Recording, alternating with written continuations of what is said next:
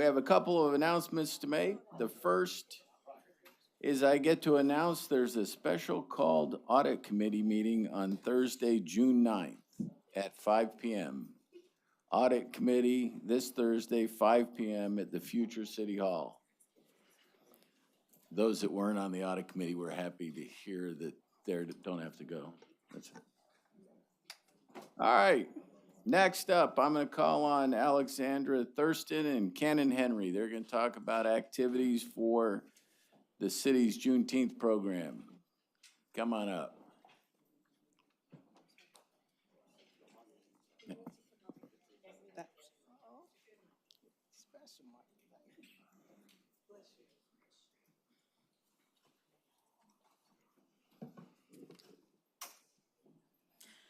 Good afternoon, Mayor Pro Tem and members of the City Council.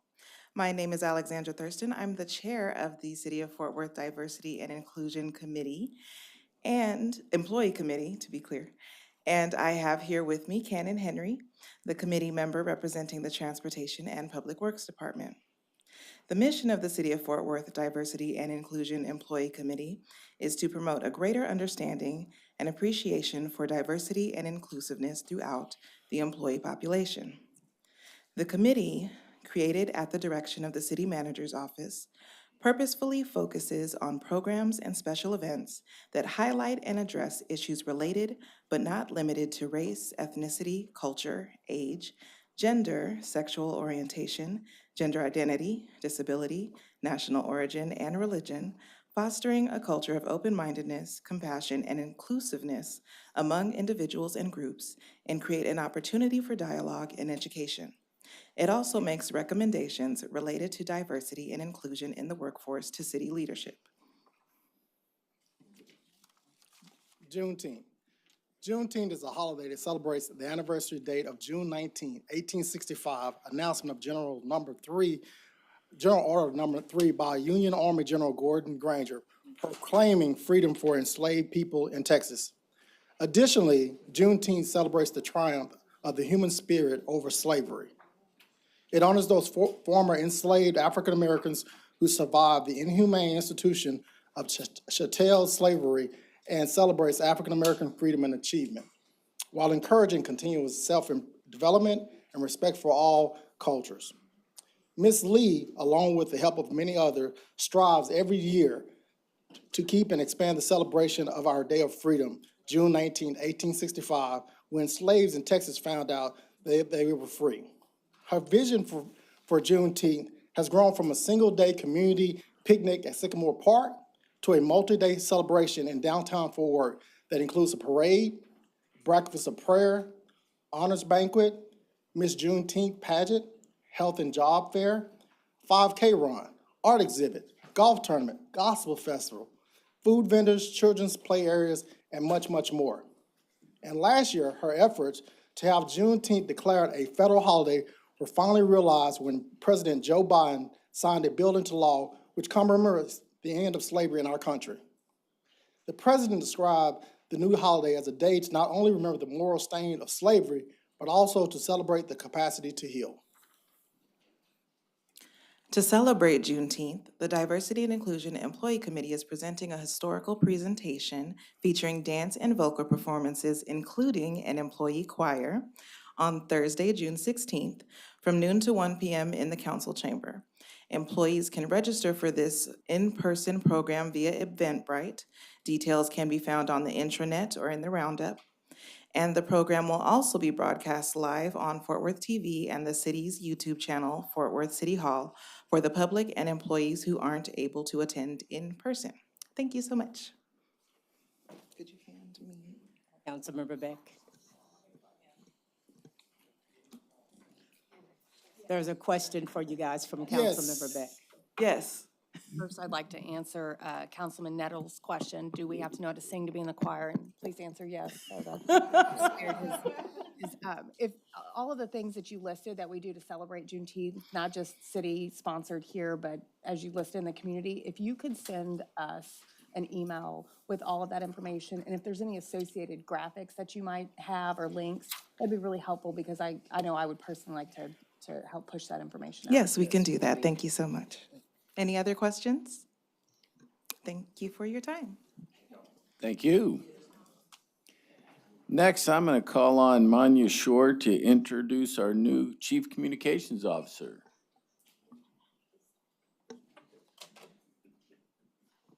Thank you, David. Manya Shore, Acting Assistant City Manager and normally your Library Director. I'll just lead with a thank you for giving me this opportunity to fill in temporarily. Mayor Pro Tem, Council, I am here to introduce our new Chief Communications Officer, Renee Tejas. Renee will oversee the city's Communications and Public Engagement Department, Government Relations, and Educational Strategies divisions, as well as being the liaison to the departmental public information officers. Prior to coming to Fort Worth, Renee was the Vice President and Public Sector Practice Leader with Cooksey Communications. He spent 6 years as the Executive Director of the Communications and Community Engagement for the Austin Independent School District. He also spent 6 years with the City of Austin as their Media Relations Manager, and he was the Director of Communications for the Austin Mayor. In addition to having FEMA National Incident Management System training and a strong Emergency Operations Center experience, Renee has worked as a political reporter with a CBS affiliate, as a press secretary with the New Mexico Legislature, and in nonprofit communications. He received his bachelor's degree in communication and political science from Eastern New Mexico University and his master's degree from the LBJ School of Public Affairs at UT Austin. I'm sure you will agree with me after hearing all of that Renee is well placed to take over this position. So please join me in welcoming Renee Tejas.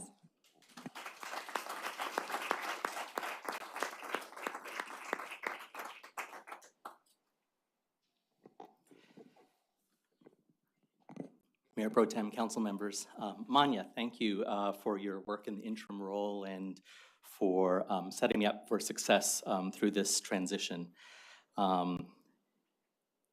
And to the organization for having the foresight in envisioning and creating the position. Also, thank you to our city manager, David Cook, for creating the spot, which I hope will be very impactful. I am the son of blue-collar workers who was the first among in the family to go to college. And I feel lucky to have had the experiences centering in executive communication that I have. And I believe I'm going to take those opportunities and experiences into this role moving forward. And I think of this role as the type of position that you both get to in life and get to do, not the type of job that you have to go to. With those professional and personal experiences, I'm first going to be doing a lot of listening and learning, not being from this community, and then evaluating and acting on how to make our efforts within the department really the best that it can be. Quick little story, so I moved up here on Thursday of last week, and I'm at a restaurant, and in the lobby I hear of folks talking about the guests that they had just moved to Fort Worth. I go to the pharmacy, the person in front of me is transferring their prescription from another Texas city because they moved here to Fort Worth. I go to new employee orientation yesterday, and it's a room full of people who have moved here to take a job with the city of Fort Worth. So it's a growing community, and yet there is a strong obligation to those that have been here a while to communicate in the best way that we know how and to engage in the best way we know how with the mix of folks that were here. While I philosophically believe that engagement is as strong and needs to be as strong as communication, and look forward to working with the full team, TJ in government relations and Lawrence in educational strategies. Let me kind of just really quickly center on communication. It was the playwright George Bernard Shaw who said, the biggest problem with communication is the illusion that it's taken place. To take that a little further, often that is because the way it was delivered, whether that's in a language or the platform, did not receive the recipient. So we have to be particularly cognizant about that. But also, the recipient has to have a willingness to trust who sent the message and a willingness to listen to the message. And those are things I hope to build on and work on an internal and external, from an internal and external position. And I look forward to telling what is important to the city of Fort Worth. Thank you. Welcome.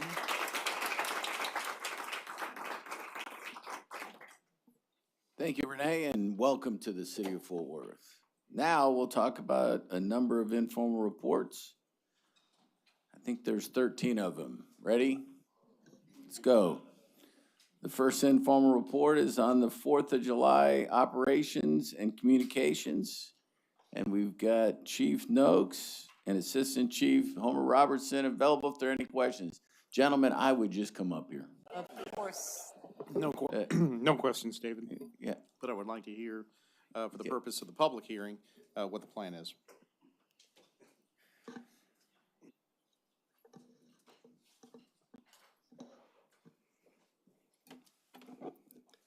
Mayor and council, Mayor Pro Tem and council, it's an honor to stand before you today, talk about a very important topic, the 4th of July operations, that we are very honored to be working in conjunction with our partners over at Fort Worth Fire. I know you've all had a chance to see the IR, but some of the highlights I would like to point out. This is going to be a coordinated effort between various departments within the city. This isn't just a police issue, it isn't just a fire issue. The fire will be taking the lead. They're the experts when it comes to fire safety, which this could be an issue of, so they will be taking the lead and we'll be assisting any way we possibly can. We'll be running joint, the JEOC daily from 6 p.m. to 2 a.m. on Saturday the 2nd, Sunday, July 3rd, and Monday, July 4th. Some of the departments that will be present will be the Fire Department, Fort Worth PD, MedStar, TPW, Parks and Rec, and the Tarrant Regional Water District. Primary goals to ensure that fire operations and the Fort Worth PD resources are available to respond to emergency and high priority calls for service, provide adequate messaging on fireworks safety, that fireworks are illegal in the city of Fort Worth, and the firework reporting resources and tools are made known through media outlets, digital, social, and traditional, leading up to the holiday weekend. And let me point out those reporting tools. We're trying to provide as many avenues to report as possible to make it as easy as possible on the citizens of Fort Worth. First, to ease the burden on our 911 system, because we want that open for emergencies only. We have a hotline, which is 817-392-4444. 817-392-4444. We also have a web format, which is going to be all spelled out, reportfireworks.fortworthtexas.gov. Real simple to remember, reportfireworks.fortworthtexas.gov. And also, we're happy to report that the option to report fireworks is now also on the My Fort Worth app. Mention the messaging, which again will be both digital, social, and traditional, spearheaded by FD, but in close coordination with the police department. And we're excited to get to work with Renee. Congratulations again on the great position. It's quite an honor, and we look forward to working with you on the messaging to make sure we're doing it as efficiently as possible. Thank you for being on the selection committee. Yes, sir. Absolutely. That was an honor as well. Some of the messaging, as you've seen in the hour, it's talking about staying safe during the 4th of July. It talks about the dangers, talks about the fact that it's illegal, and also talks about the reporting options. Just to give you an idea of the scope of work based on past 4th of July responses. And so is there any effort to be proactive in the known areas? And Lake Como, I know where all of yours are too, you know. So can you talk about being proactive so that we can issue some tickets? Yes, ma'am. So we have had every division, all 6 commanders, submit special operations details just for the 4th of July timeframe to deal specifically with fireworks in neighborhoods. We have well over 100 officers that are involved with special events, such as the big fireworks shows. Also helping out with other fireworks, special events that go on in the city. We have officers who obviously are answering standard calls for service. So what we're doing is pulling in officers specifically for dealing with violations of fireworks. And what we're hoping is that proactive measure will make a difference. Well, tell them if they can be at Lake Arlington, it would be much appreciated. Yes, ma'am. And, you know, we have older people in their homes afraid because the fireworks that I hear, it makes me think somebody's coming in my house. They're just, well, you know what they are. Yes, ma'am. But I know it's like a rite of criminal passage, but it still doesn't make it right that we can't put a stop to it by just, if you just write 20 tickets, I'd be happy. So, Michael. I was just gonna say, it's that and as well, the elderly in the neighbor in Lake Como, their houses they could catch on fire, and that's what scares them the most. And so I think that message out there too, it's not just about the bang, it's about the side effect that could happen too. I run my sprinkler Yep. every July 4th. I start around the 1st just to keep everything wet. One of the difficult things that we have in enforcing the fireworks is at the state level. The state has made it easier to get fireworks and not more difficult. Yeah. And we've got, until we get some help at the state level, our ability to enforce those or minimize the effect of those fireworks is hard, very difficult. And Thank you. Carlos, I know that when you called me and said, hey, they're shooting fireworks on the next block over. That's really difficult because when you show up, they're not there. And they're not there, and it's very difficult to even find them lighting those fireworks. You may see is left over, but they're not there when you get there. Thanks, guys. Thank you. The next informal report is on the Crime Control and Prevention District, CCPD, pending applications, and Assistant Chief Aldridge is available if there are any questions. If there are any questions. All right, Chief, come on up. Chief, they are waiting for you, and I'd advise you to get to the good camera. You know which one that is by the clock. Yes, ma'am. Mayor Pro Tem, Council, thanks for having me today. Thank you. The gleam in the eye first came from Councilmember Williams. If I don't call his name, it's gonna be a problem. Thank you, Mayor Pro Tem, and thank you for this IR, Chief Aldridge. I just want to know how I can help. I know that y'all provided a data figure on the question number 2, where District 6 was probably, when we look at the amount of funds budgeted per district for partner programs, was at the second to the bottom.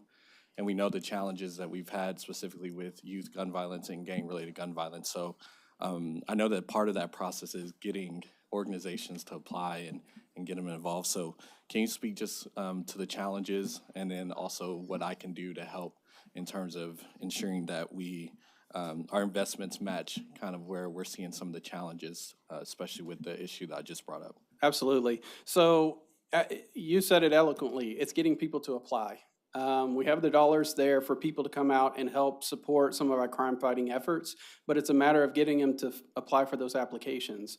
So we've tried to make it as simple as possible. We hold, training sessions. We actually help them fill out the applications so it can be reviewed for the panel. What you can do specifically, get people to apply. The problems that you're in your area, Alta Mesa, McCart, some of the areas a little bit further to the west. And it's really trying to get those individuals involved and engaged so we can leverage those dollars to make this a little bit safer area for them. Thank you. Yes. I'll help out with that. Thank you. Councilmember Nettles. Okay, I have quite a few questions. Looking at the list of the ones that receive funds. The ISD, Fort Worth ISD? No, the program names. Okay. So page 1 through 3 or whatever, it's different Yes. program names that receive funds. How many of those are new programs? Are these recurring programs? So off to the side, you can see the 3 years, Las Vegas Trail, LV2 Rise. I can get you a definitive list of which ones are first-year programs. Yes. And the ones that are reoccurring. It'll probably be easier if I do that than stand up here and try and identify those. That's good. Then the other thing is I'm looking at some of these have districts and then some say all. So you probably won't have the information today, but I would request that each one of the groups that say all give us more of a detailed breakdown Okay, of how they are affecting each district. okay, Because some of these that say all, I haven't really seen anything in our district per se. And not to say they're not doing anything, but I would like to know a breakdown. okay. So I don't know if all council wants that, but if we can get that through an email, would be great. Okay, I can do that. Okay. The other thing, the question I believe I had was when you presented the heat map in a setting a while back, Yes, and I think we talked about that heat map versus the programs that are associated in that area. mhm, And so it still looks a little sketchy that we have heated areas, but not a lot of programs targeted to those areas. right. So I saw several ones that were denied, and I kind of want to know a breakdown of why those were denied. And then, because I have been asking other groups to apply, Mhm, and I actually want to request, and this may be a future agenda item, David Cook, is that if you guys can give us a walkthrough of the application process, absolutely. because I think there were some issues before when we had the ARPA funds that sometimes these applications is rigorous and it's hard for people to get through the process. So I would like to see if we can get that shown to us. Okay. But I guess my question is, versus the heat, if you can give us a presentation versus the heat map versus the programs that are in that area. Okay. We also have a map that we developed that has the programs per zip code. Okay. I can definitely provide that to you as well. I have a question for you, Chief. On a Sunday, when I finally had time to look at my agenda packet, when I saw the CCPD information, I sent it to a friend of mine who, I'll just say he's a formal, not former, but formal crime fighter. You know, he's involved in this activity. And my question to him was, what do you think about this? I can't repeat what he said because we're on air. But to get to the heart of the matter, what I'd like to see is taking a look at the funding and how that correlates to violent crimes in each district. Okay. We just heard from the chief and Pastor McIntosh how crime is on the rise in Southwest Fort Worth. We hear all the time about Stop 6 in Eastwood. You know, we've had so many problems with speed racing in Eastwood. They kept the law out, is what people on the video said. So apparently there is a problem there. But I would like to think, even if people are not applying, there would be efforts on our part, and I haven't done a good job, recruiting activity for applications. But I would think that we would really want to try to make sure the dollars that we're awarding are in sync with the crime that's taking place. Sure. And after talking with my friend, apparently things are really improved in District 5, and I know they haven't, but the dollars don't seem to match the crime. And so however you can give that type of comparison, I'd like to add that on to the agenda, future agenda item that Councilmember Nettles just stated. And I'm not the only one who sees this. It is quite obvious that there's a disconnect here. And it shouldn't be because people are not applying. I think it would behoove the police department to go out and shake the bushes to get people to come up and make these applications. Sure. Councilmember Beck. I think that we've heard that we want to support y'all in finding these organizations to fill the gaps. What would be very helpful is to know where those gaps are in the types of organizations that you're looking at. For example, do we have several, violent crime prevention programs, but we're really missing in some trauma-informed care for our youth, or domestic violence prevention? I think you kind of get the drift. And then the question begs, does that have to be an outside organization that fills that gap?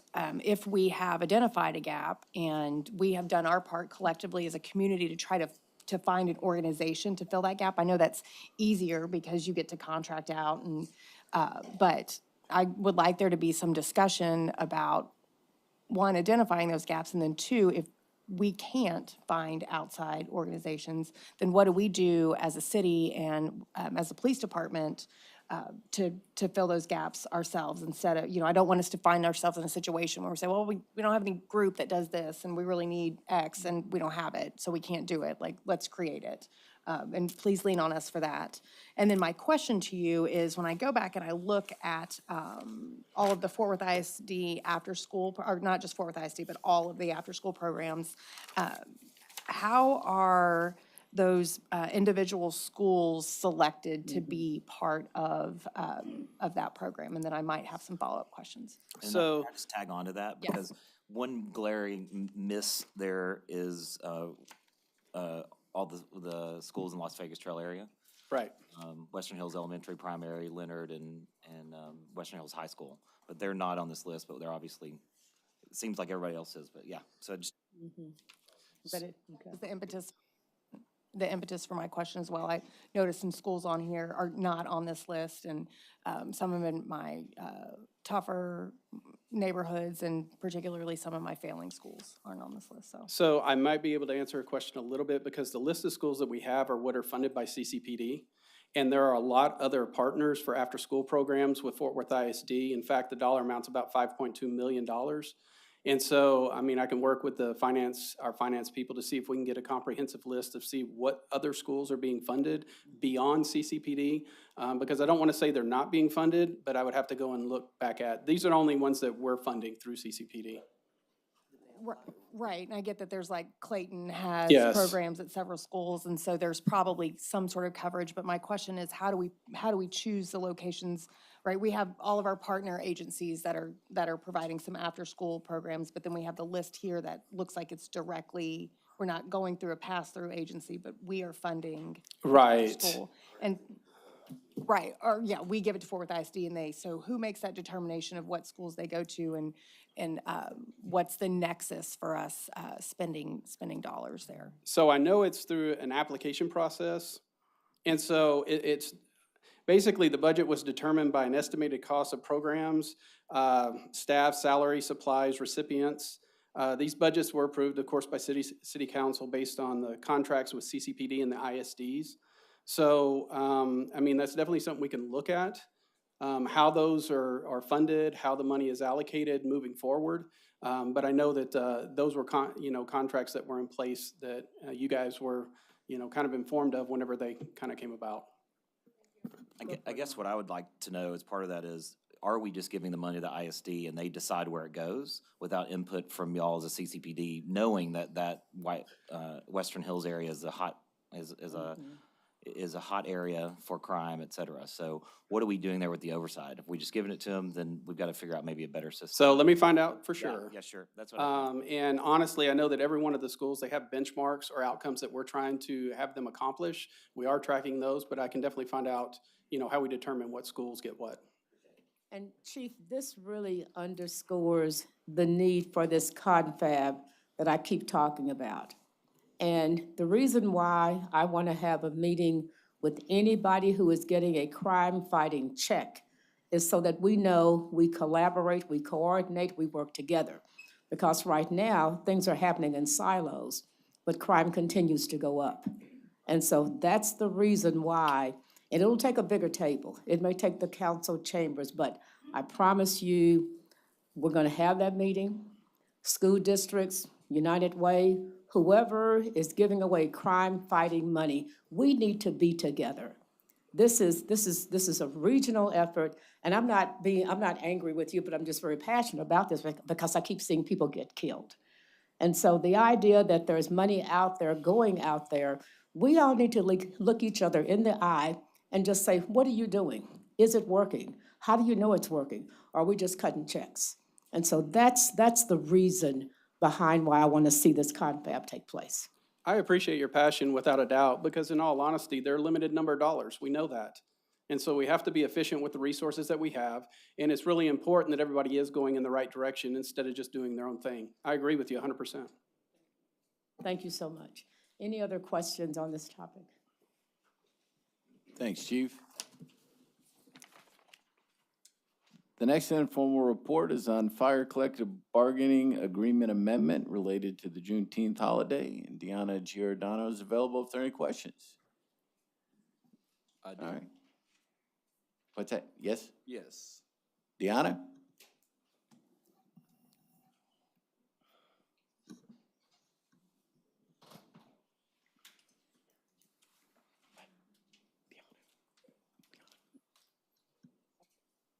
Yeah.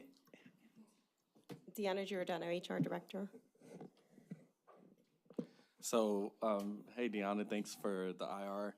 First, I want to just commend the council and the city for the historic step we took to ensure that Juneteenth was a holiday.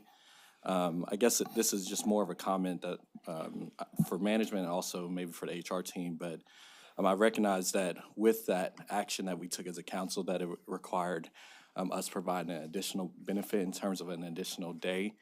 And I just want to know how we're preparing fiscally and to ensure that our departments are not impacted or that their budgets aren't constrained with the budgets that they set for the things that they needed to do in addition to us as a council adding a benefit day. I know fire potentially can be impacted with the collective bargaining negotiations with this benefit day. And I want to make sure that we, as a city and as city management, that we're investing that benefit on top of the needs that they need to fund their everyday city services and not being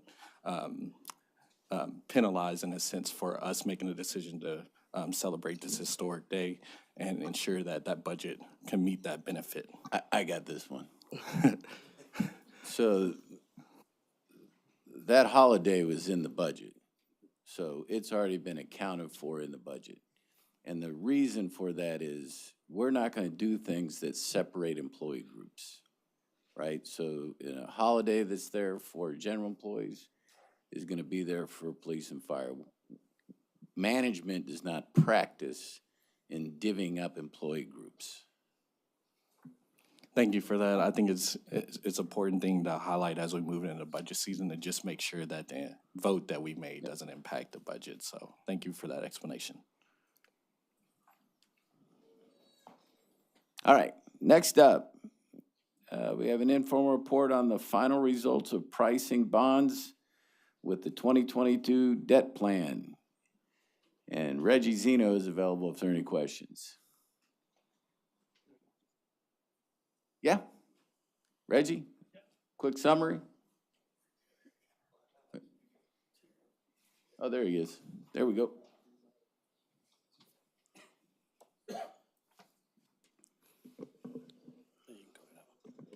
Actually, as you're aware, the bond sale is a result of several activities that occur over a 6-month period. It started with the annual financial report, which was very successful in that we were able to generate some fund balance as well as reinvest back into some programs and services with some of the excess fund balance. We then went to the audit. Audit resulted in no material findings, which again was a very significant event for the city. We then went to the credit rating agencies, excuse me, meetings coordinated through the debt manager, Alex Lawfer. Very successful result there.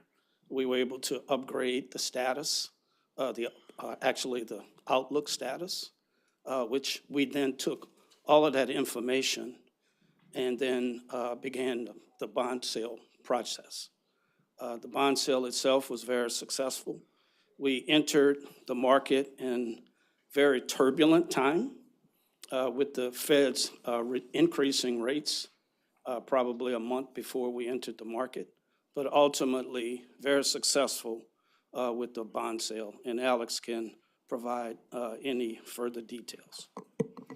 Yeah, absolutely. Happy to share tremendous results on our bond sales this year, even despite an increasing, interest rate environment. But so we finished our tax exempt GO bond sale with a 3.77% TIC or true interest cost. That's our interest rate that we're going to be paying on our GO bonds. Our taxable bonds, even slightly lower than that, 3.62%. Really, that's just a testament of the strong participation in these bids that we received, as well as the water sewer revenue bonds that we sold not long ago. We finished at 3.88% true interest cost. So if you compared last year to this year, yes, we're paying a little bit higher interest rate. That's just the nature of the market at this time, but I think we can be proud of the success of the pricing this year. Carlos? Maybe this is not really a question, but more of an observation, and both of you have touched on it already. You know, I guess my long-term concern being, you know, an environment where you have high inflation, increasing interest rates that you mentioned, you know, in general, our returns are going to be diminished. But what you're saying, what I've read, is that we're still in a pretty decent position. Our sales tax revenue is high. I mean, so kind of keeps us ahead of it, that while our returns might be impacted slightly, we're still coming out ahead. That's true. And I mean, if you look at it from a historical interest rate environment, we're still at a predominantly low interest rate environment. If you're looking back, 50 years or so. So we still get the benefit of that, but I'll defer to David and Reggie on the performance of the other revenues. Well, we actually are seeing some pretty significant growth in sales taxes. You receive those reports on a monthly basis, and those are very positive. And the question is how long that will last. And we're pretty optimistic about the economy in North Texas. And so we're anticipating a continuation, maybe not at the really high levels of increases we've seen, but certainly pretty robust collections within the sales tax area. Of course, mitigated by any downturns in the market, but we're just keeping our eyes on the economy, certainly, but today things are pretty positive. All right, thank you.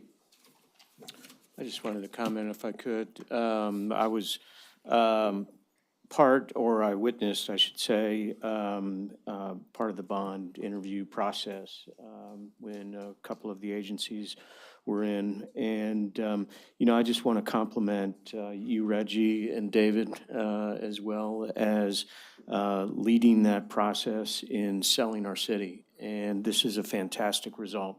I think it might go a little bit underappreciated, but this is the engine, of course, that drives a city in many ways. So again, just thank you, Reggie, for your leadership, David, you as well, and the whole team. This was just a great, great result. Thank you. Thank you for that. Thanks, guys. Next up, let's see. We have the Employees Retirement Fund Investment Program expense information. I think that was a request for information after the last joint meeting. And once again, Reggie Zeno is available if there are any questions. Yeah.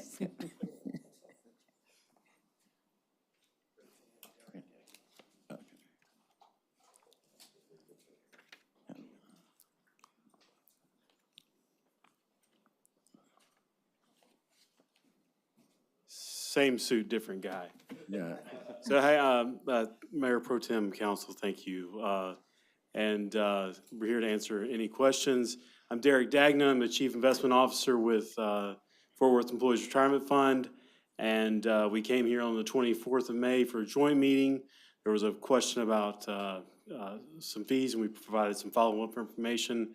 We welcome any opportunity to provide you with educational information, answer any questions on an individual basis or as a group. It's important, for the employees, and then obviously for the financing capabilities of the city. So we provided information on cost, and we're here to answer any questions. I just had a couple questions and appreciate all the information that you all shared. It was certainly dense and took a little bit to get through. But we don't want to take up too much time, but I just thought it would be interesting to know if we have summarized anywhere through all the different stakeholders that are managing the fund, the fees that they're generating each step of the way. Can we find that anywhere? So you mean for individual fund managers? Yeah. And then over time? So there's layers, right? So we have the fund managers themselves, then we have different products that we are buying that have fees associated with their services and products.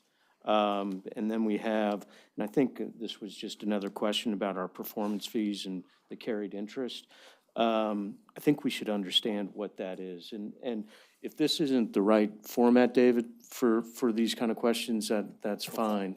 But I think it drives, obviously, the expense of the fund in many ways that, the contributors are bearing. And I think it's just important for them to know what those expenses are and where they're found. Okay, so we'll be relatively brief here. So as far as individual manager fee information, we don't disclose that over time, but it's compiled in the annual report. Okay, so and it's categorized in by the the aggregate? type, and it's categorized by type of investment. Okay. Okay. But as far as manager XYZ, the amount of carried interest we paid to that manager in 2019, that's not something that's disclosed.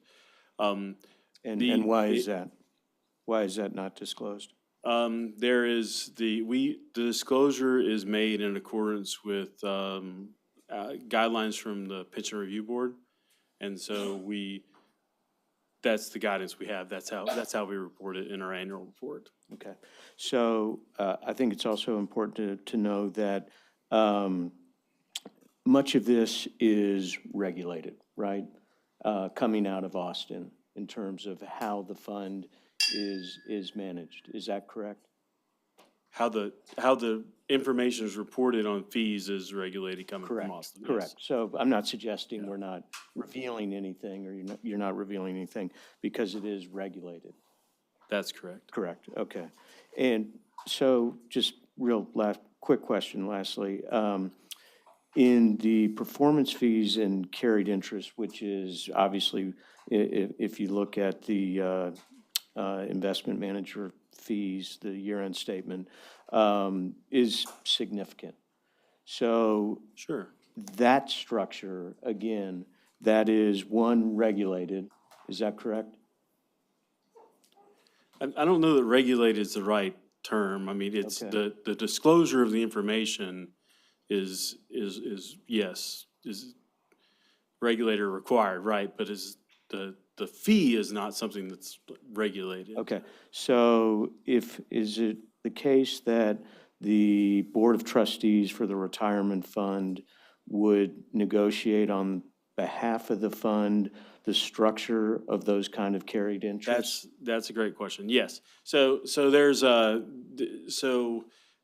performance fees are profit sharing or carried interest. Those are the three ways to describe it.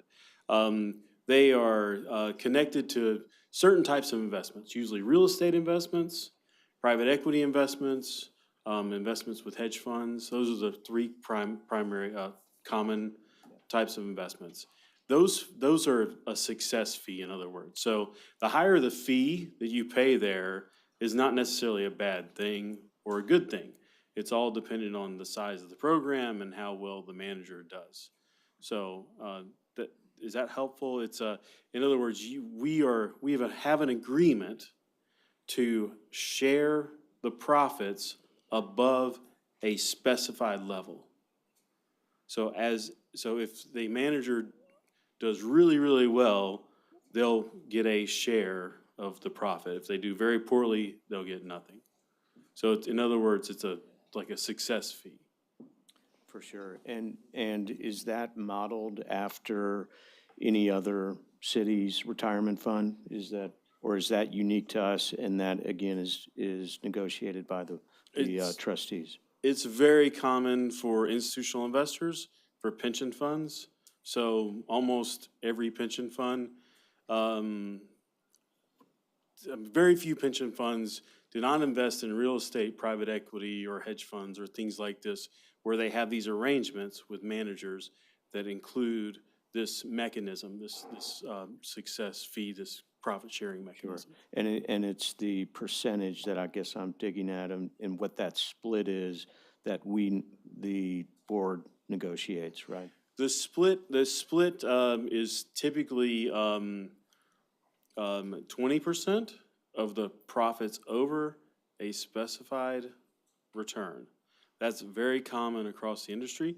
If you're a very large institution like a sovereign wealth fund, like in Canada, there are the Canadian Social Security Administration invests in these types of investments, and they are, hundreds of billions of dollars in size, and they can negotiate a lower fee structure. But a pension fund like Fort Worth, or a medium-sized city or a large city, it doesn't really have the ability to negotiate that. Is that helpful? Yes, that is. Thank you. Any other questions? Yep. Any other questions going around? I just stepped in for Gina, who has some business to take care of. All right. Thank you. Thank you. Thank you. All right, next informal report is on the Fort Worth Alliance Airport name change, and Roger Venables is available if there are any questions. Roger, you got to pass. Hold on. All right, next up is the March 2020. Wait, hold on, Yes. David, we got one here. Oh, hold on a sec. Does Roger, where is Roger? Roger, you didn't get a pass. This will be a quick one. Yes, sir. Roger Venables, Aviation Department. Can you just maybe reintroduce, Roger, what we're doing and speak briefly about it? Yes, sir. So in February of this year, I believe Councilman Firestone requested that the city consider the renaming of Fort Worth Alliance Airport. So what you have in front of you today is an informal report that kind of outlines the process for doing that, what steps the city would need to go through. The individual, H. Ross Perot Sr., whom the airport would have some naming. A brief biographical sketch, Mr. Perot and his legacy and contribution to the betterment of the city of Fort Worth. Kind of takes you through periods of time in his life, in service with the U.S. Navy, to his time with IBM, to the creation of his company, Electronic Data Systems, and then ultimately to the original dedication of 381 acres, which is known as Alliance Airport today. Cumulatively speaking, over the years, through Perot companies, subsequent dedications, the airport has grown to 1,200 acres and now is really home to some of the premier global logistics companies in the world. And it is anchor as part of a 27,000-acre master planned community in North Fort Worth. And so it's for those reasons that, again, we wrote the report, and through the Aviation Department and the City Manager's Office, we would recommend the renaming of the airport to Perot Field, Fort Worth Alliance Airport. Great. Okay, thank you. And that I will have be- one question. Okay. Roger, I think I know the answer to this, but just in case, there are any questions similar to it on what it said. I think it's a good idea to do that, to acknowledge the contributions of the Perot family to Fort Worth's growth. Now, what's being proposed is Perot Field, Fort Worth Alliance Airport. Yes, sir. That's the entire namesake, correct? Yes, sir. Okay, all right. And there is, I know this would apply to Meacham per se, but, the word field. Yes, sir. That doesn't, cause us any problems when it comes to grants that we may avail ourselves to later down the road. I mean, airport is still there. That's the big operative word for me. Correct. Yes, there is no impact. We've had communication with the FAA about the renaming. They have no issue with it at all. It doesn't change our airport identifier in publications. It'd still be known as AFW. So really, it's benign in terms of our ability to apply for grants and receive grants. Okay, thank you. Can you walk me through the process? I'm familiar with how we do it for our parks. Is it similar with our airports that there's a public notification, a comment period, we can receive comments and then move forward, or we just council resolution? It would just simply be through council resolution based on the policy that the council has adopted. So city council would authorize it through a resolution, the renaming. We would apply or make application and submit that to the FAA for their consideration. It's really just about changing names in some publications from FAA's perspective. Sure, but there's not a public input process the way we do anything else? No, ma'am. Okay, thank you. Mr. Cook, I think we should have consistent policies amongst naming, whether it be parks, roadways, airports, any city facility, because it sounds like we don't. And we're required to go through a public process. I'm not knocking the name or anything like that. I just think that we give the citizens the opportunity to weigh in when we're renaming a park or when we're renaming a road, but why not an airport? Why don't we bring back how we do the different Okay. naming? Because in this case, it's a little different because this one has to go to the FAA and other names don't have to go to the FAA. Well, they have to for go to approval. TxDOT or, On a state street, yes. right, Yeah. okay, thank you. Any other Thank you, Roger. questions? Oh, Oh, I'm sorry, David. no, good. Okay. Thanks, Roger. Thanks, Thank you. Roger. Thanks, Roger. Next up is the March 2022 sales tax update. And Mark McAvoy is available if there are any questions. All right, we're rolling now. Uh-oh. This is a good one. The next one up is response to high grass and weeds. So y'all know every chance I get to talk about grass, I'm gonna do it. Brandon Bennett is available for questions. Brandon knows what I want. I just really want to, for our residents who may see this and may get concerned because they xeriscape or they're doing conservation practices on their land, can you just speak to kind of the differentiation between like xeriscape and tall grass in terms of weeds? Yeah. Maybe Johnson grass and that type of stuff. Absolutely. So, we started out today hearing about fireworks, and I'll tell you, this time of year, tall grass becomes a fire hazard because it dries out, particularly if it's more than 12 inches. Because what happens is when it's short and dry, the fire moves very slow. When it's tall and dry, it moves very fast. It tends to be hotter, and it tends to create embers that can then float and start a fire elsewhere. So we pay particular attention to getting that grass mowed down during the hot, dry summer months. If it's a large area, and remember, environmental is our middle name. Actually, it's embedded into everything we do, and Cody has a really good update for you today on the fund. But, you also have to look at this from an environmental standpoint. So we have large tracts of land that work into soil conservation. They need grass and other vegetation, that it's also a bird habitat. And so on large tracts of land, instead of having to mow everything to less than 12 inches, the ordinance just requires a fire break of 100 feet around the edges, so that if there is a fire, it's less likely then to spread to adjoining property. If it's less than 2 acres, when people make that fire break, say at an acre or half acre, we generally don't get complaints about those, and we don't proactively go after those unless there's some other nuisance condition, which then leads me to xeriscaping. And we didn't have anything in our policies and procedures and ordinance a few years ago, and we went and we worked with the Extension Service and parks and others. And so now when somebody wants to xeriscape, we have a process where we will evaluate whether that's xeriscaping or just somebody that doesn't want to mow their lawn. And I will tell you, more times than not, it's xeriscaping. And if there's ever a doubt, they can challenge the officer, or the officer will bring it to their supervisor attention. And again, we'll get with parks, the Extension Service, with others. We'll go out and look at it. And more times than not, we work something out with the xeriscaping folks, and everything works out to a good end. Awesome, thank you for that. That's all my questions. The moral of the story is not all tall grass is created equal. Exactly. God bless big blue stem and switchgrass. Councilmember Blaylock, and then I think Councilmember Nettles. So this is not a comment directed at code specifically, but one thing I hear from residents on occasion is, are we as a city holding ourselves to the same standard that we are doing private property owners, and just making sure our own spaces are kept the same standards? Good point.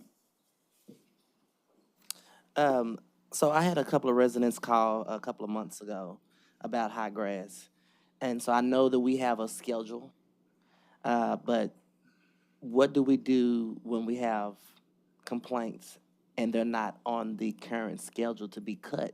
But we telling residents to call, they Yeah. call, but it's been 2 months and nobody has come out. So the challenge always, I said a challenge, because there's a good reason why it exists, but it is a challenge, is the first go-around of tall grass. First, we have to wait until it's actually taller than 12 inches, right? That's what the law requires, state law, right? It's not just something that we can change locally.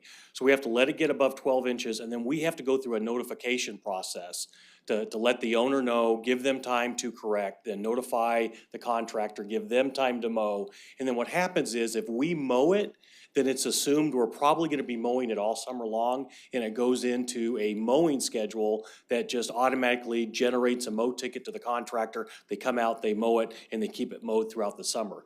That works very clean.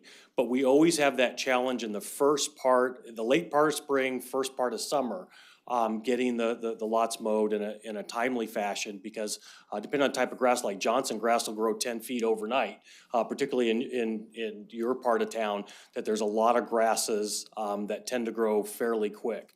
If we have tall grass now that say is a couple of feet, and I saw a couple over the weekend when I was driving around and reported it to staff, then that's probably a good indication that it was missed or it's stuck in the system, and we'll get on it.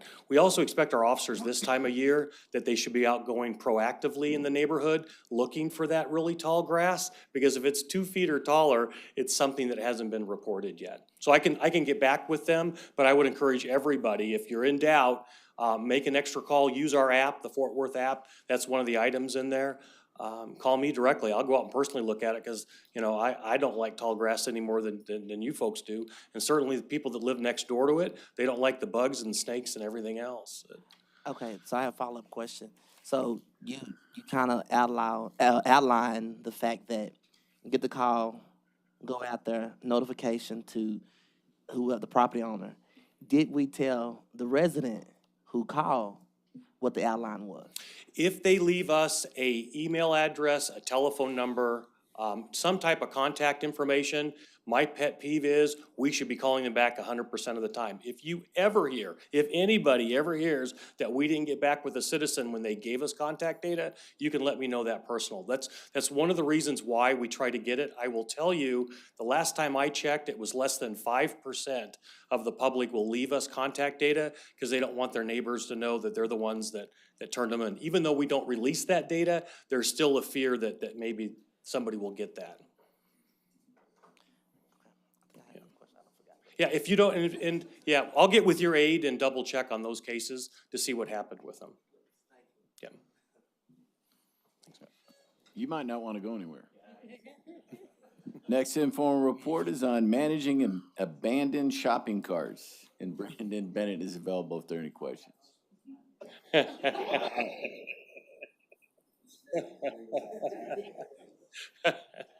All right, you got by on that one. All right, I don't think there'll be any questions on this next one. So the next informal report is an update on short-term rentals. And Daniel Leal will be walking us through that. Daniel? Good afternoon, Daniel Leal, Development Services. Good afternoon. So I have a couple of questions. First, I appreciate the effort. Sounds like y'all are doing a lot of extensive data mining, so thank you for that. And it shows here that you intend to come back to us in August on proposed operating standards. I think we're putting the cart before the horse. My office has certainly received countless number of emails, both for and against short-term rentals. I think members of our community feel really passionate about this, one way or the other. And so before you propose anything to us, I think it's really incumbent on staff to host a series of public meetings to really engage the community and determine what they want to see. You have some large advocacy groups on both sides, and I think council is doing the best that we can to try to filter that information But I think that this is one that definitely requires a little more public engagement. And so I know August is a short time frame, but I would like to see a series of public meetings to engage this particular topic before you tell us what we're going to do. Yes, so regarding that, what we are confident is that we will be getting a first report on what's out there in July. There will be a final report, which is slightly more refined, but that will come early in August. What we are saying is that in parallel, Code, Development Services, Finance Department, and Law Department are working on options. So right now we have like 4 or 5 options. We would like to present those options, like different scenarios, and we would like to get a sense from council which of those are you comfortable as going out to the community and scheduling those public meetings. Is there a reason why we can't take those options to the public? Yeah, we can take them all. Yeah. Okay, thank you. Yeah. Carlos, then Leonard. Danielle. A couple of things, and I can provide more information after this if necessary. I think staff is aware, but I would certainly like to see and expect a pretty thorough research into the platforms that short-term rentals use, because those are constantly evolving. Okay. One thing that I've been looking into are apartments being used as short-term rentals. In fact, there is precedent for it around the country where either an entire building, right, or part of one is used as such. Now, there may be some violation of the, TAA lease terms, but if the apartment operator or, owner agrees to it, what then? Because that automatically, just one doing that, via whatever platform, the appropriate platform, increases the amount of short-term rentals in an area very quickly. So I would like staff to look into that. Okay? Yeah, that's a very good point. So the company we have hired, the car technologies, are able to track any posting in any platform. So even beyond the 2 main ones, if a new platform comes up, they will be able to catch that. That's one of the many reasons we chose them. Right. And in terms of apartment, many options we are studying now, or let me put it a different way. Several cities we are benchmarking ourselves with put a cap on both single residential areas and multifamily, because it's true. There's the option that somebody will build build new building just for that. Or what happens, with existing tenants that all of a sudden are surrounded by short-term rentals. Exactly. And I think that's probably included, in the comment that you made right now, in benchmarking, when you say benchmarking. I know that I shared with Dane and some staff members about what the city of Dallas is doing, not suggesting that we do owner-occupied, STRs, but just as an illustrative point, right? Let's compare what they're doing. They haven't done it. They're just considering it, but that's, if we're going to do a complete, analysis on this, let's include that as well. Yeah, sure. Related to that, Carlos, I think that's a great point. I think we need certainly to, and I guess this is a question to you, in the research we're doing to come up with a policy position, are we looking at other cities and specifically to see what their experience has been, good and bad? So are we going to be able to talk about case studies? Maybe it's limited to Texas, to learn about what they've done, again, good and bad. Yes, correct. Our goal is to benchmark with about 10 cities, most of them being from Texas or in Texas, but some of them being nationwide, because there are other good examples that are notorious for good practices, such as Denver, Colorado. But and we want to benchmark with cities of our similar size, not necessarily hyper-touristic cities such as Galveston, for example, because it's a different market and it's a different housing stock, right? But cities that relate to us more closely, yes, that will be part of the explanation we hope to have in August or September. And who are we reaching out to obtain that data? It's a combined effort, so the law department is reaching out to their counterparts. I'm doing the same with other cities in development services. Dana is doing a lot of research as well, so it's just evolving now. We are compiling all that information. Okay. And,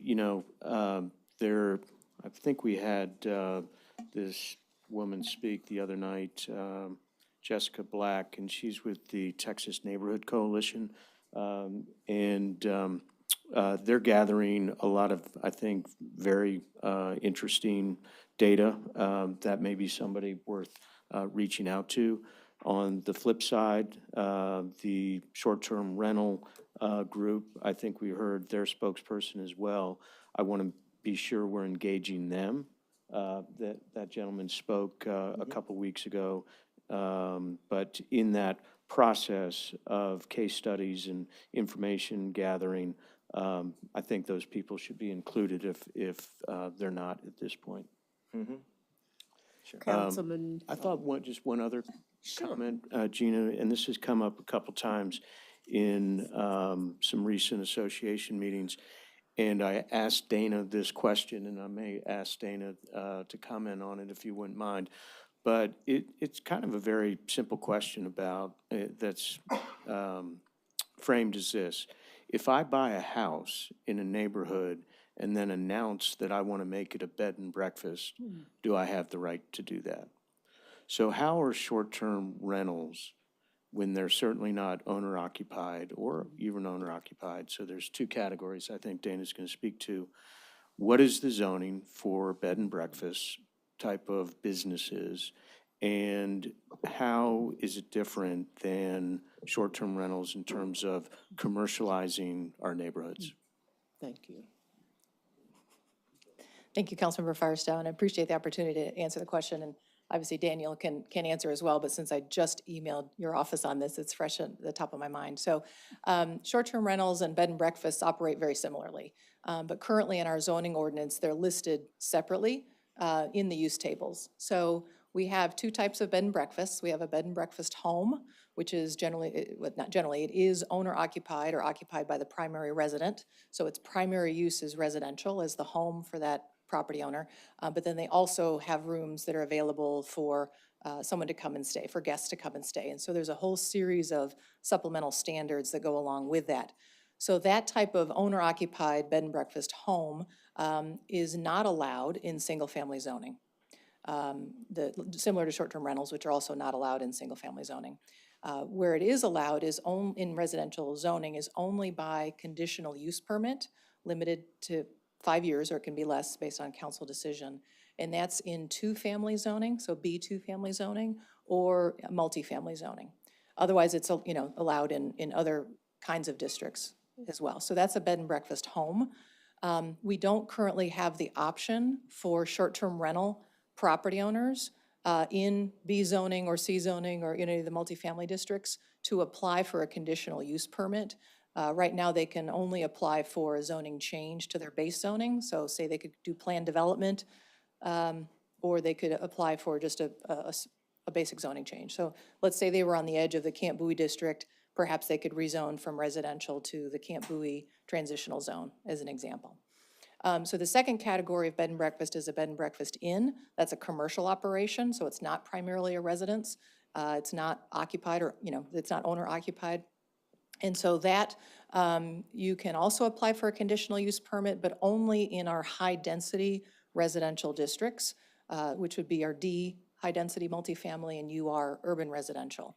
And then beyond that, of course, you can have a B&B, a bed and breakfast in other commercial and industrial districts, since it's cumulative after that. So short-term rental right now in the residential use table is listed with just blank, meaning there's no it's not permitted by right anywhere, and it's also not allowed as a conditional use permit. So that's one of the zoning options that we'll bring forward and can take to the public before we come to council if that's your preference. But that's one of the options, is to either treat short-term rentals like bed and breakfast homes and bed and breakfast inns, depending on how they operate, and or to consider if there's an opportunity or a willingness to look at conditional use permits beyond just B zoning and multifamily zoning, where maybe that's an option in single-family districts as well. And again, maybe that's geographically limited, maybe it's further out. Those are all the options to be talked through. Thank you, Dana. I got most of that. Sorry, a lot of letters. Just so Thank we you. know, don't stop with it, but just so you know, keeping track, next is Councilmember Nettles, Beck, then Flores. Okay. That way I don't have to referee. Yeah, thanks, Dana. I do appreciate it. And I think it's, honestly, a really good example of the complexity of the decision that we are going to make, because there clearly could be a lot of unintended consequences that we need to be thoughtful of and aware of.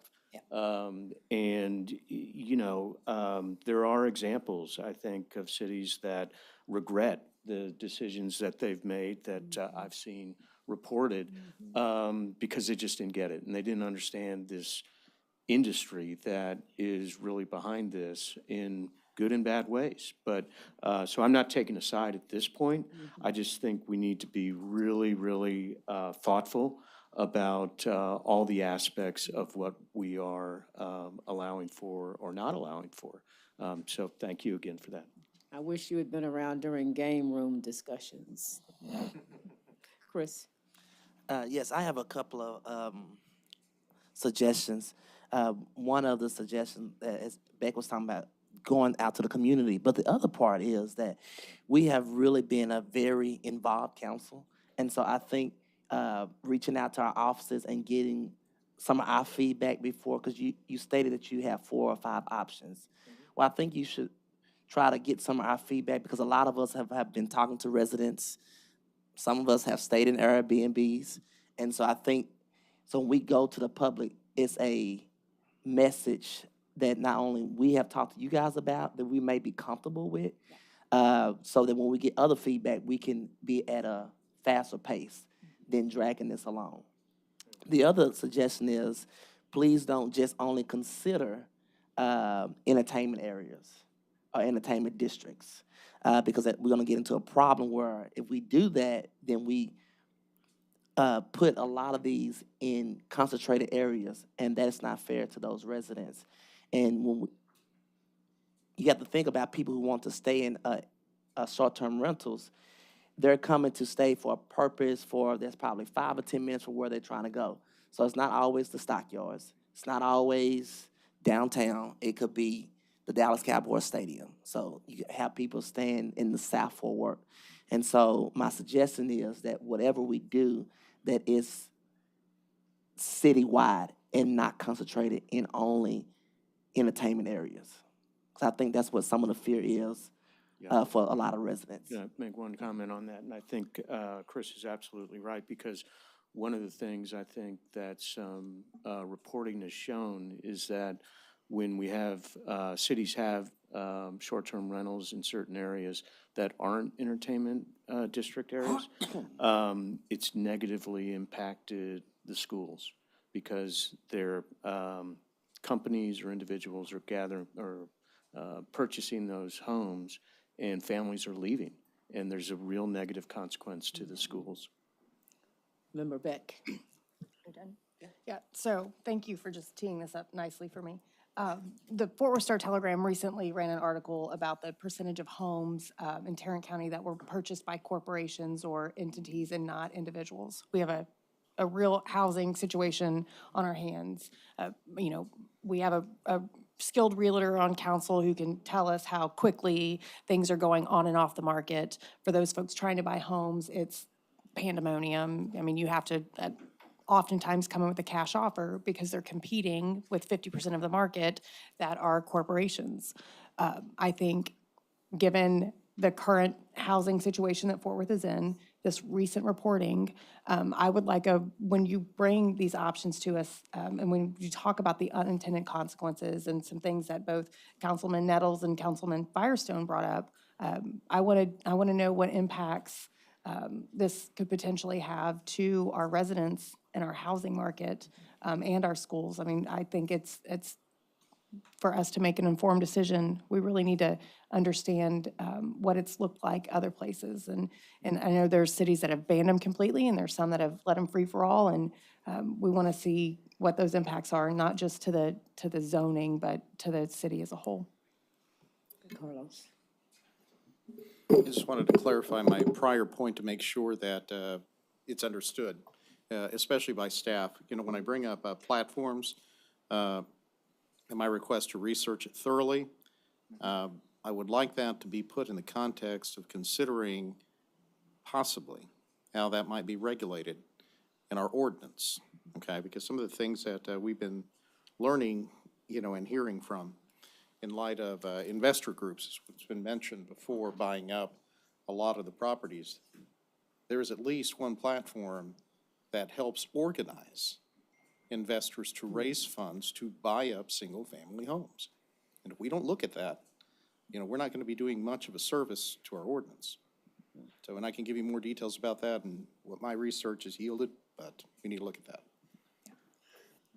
And Dana, the information that you just emailed Councilman Firestone, it would be good if you just shared that with everyone. Yes, happy to.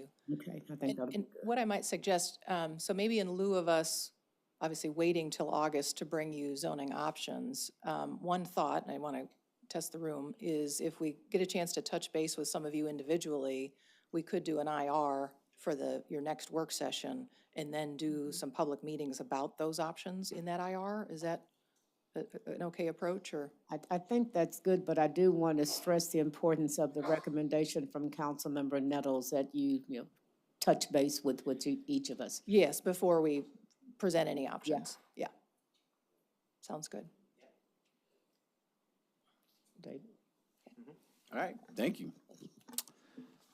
Let's see. Next informal report is on school resource officers, and Assistant Chief Sparrow is available if there are any questions.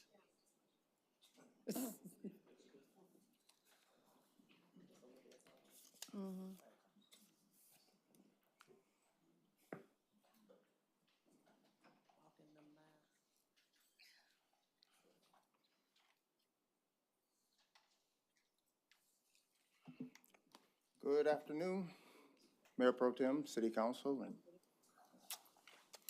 Hey, Chief, how are you? doing well. All right, so I've got several questions as we work through this IR, so bear with me. First and foremost, can you please give us an overview of why we have police officers in our schools, what their purpose on our school campuses are? All right. Fort Worth police officers contracts with certain school districts or various school districts, independent school districts, to provide security and safety to our students and those teachers on the campuses. So there are some schools that have their own independent school district police, but as far as for the ones that exist in Fort Worth, there's 13 independent school districts in Fort Worth, not just Fort Worth ISD. So they can contract with us if they choose to do so, to have Fort Worth police officers act as SROs, school resource officers, in their schools, the ones that are located in the city of Fort Worth. Okay. But can you tell me, when we place an officer there,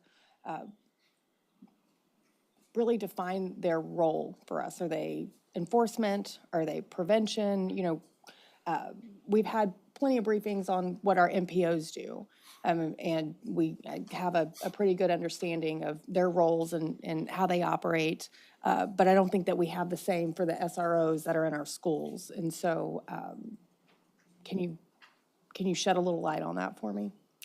They're all of that. Now, let me first of all introduce Lieutenant Brian Klaus. He is the School Resource Officer Commander, Unit Commander.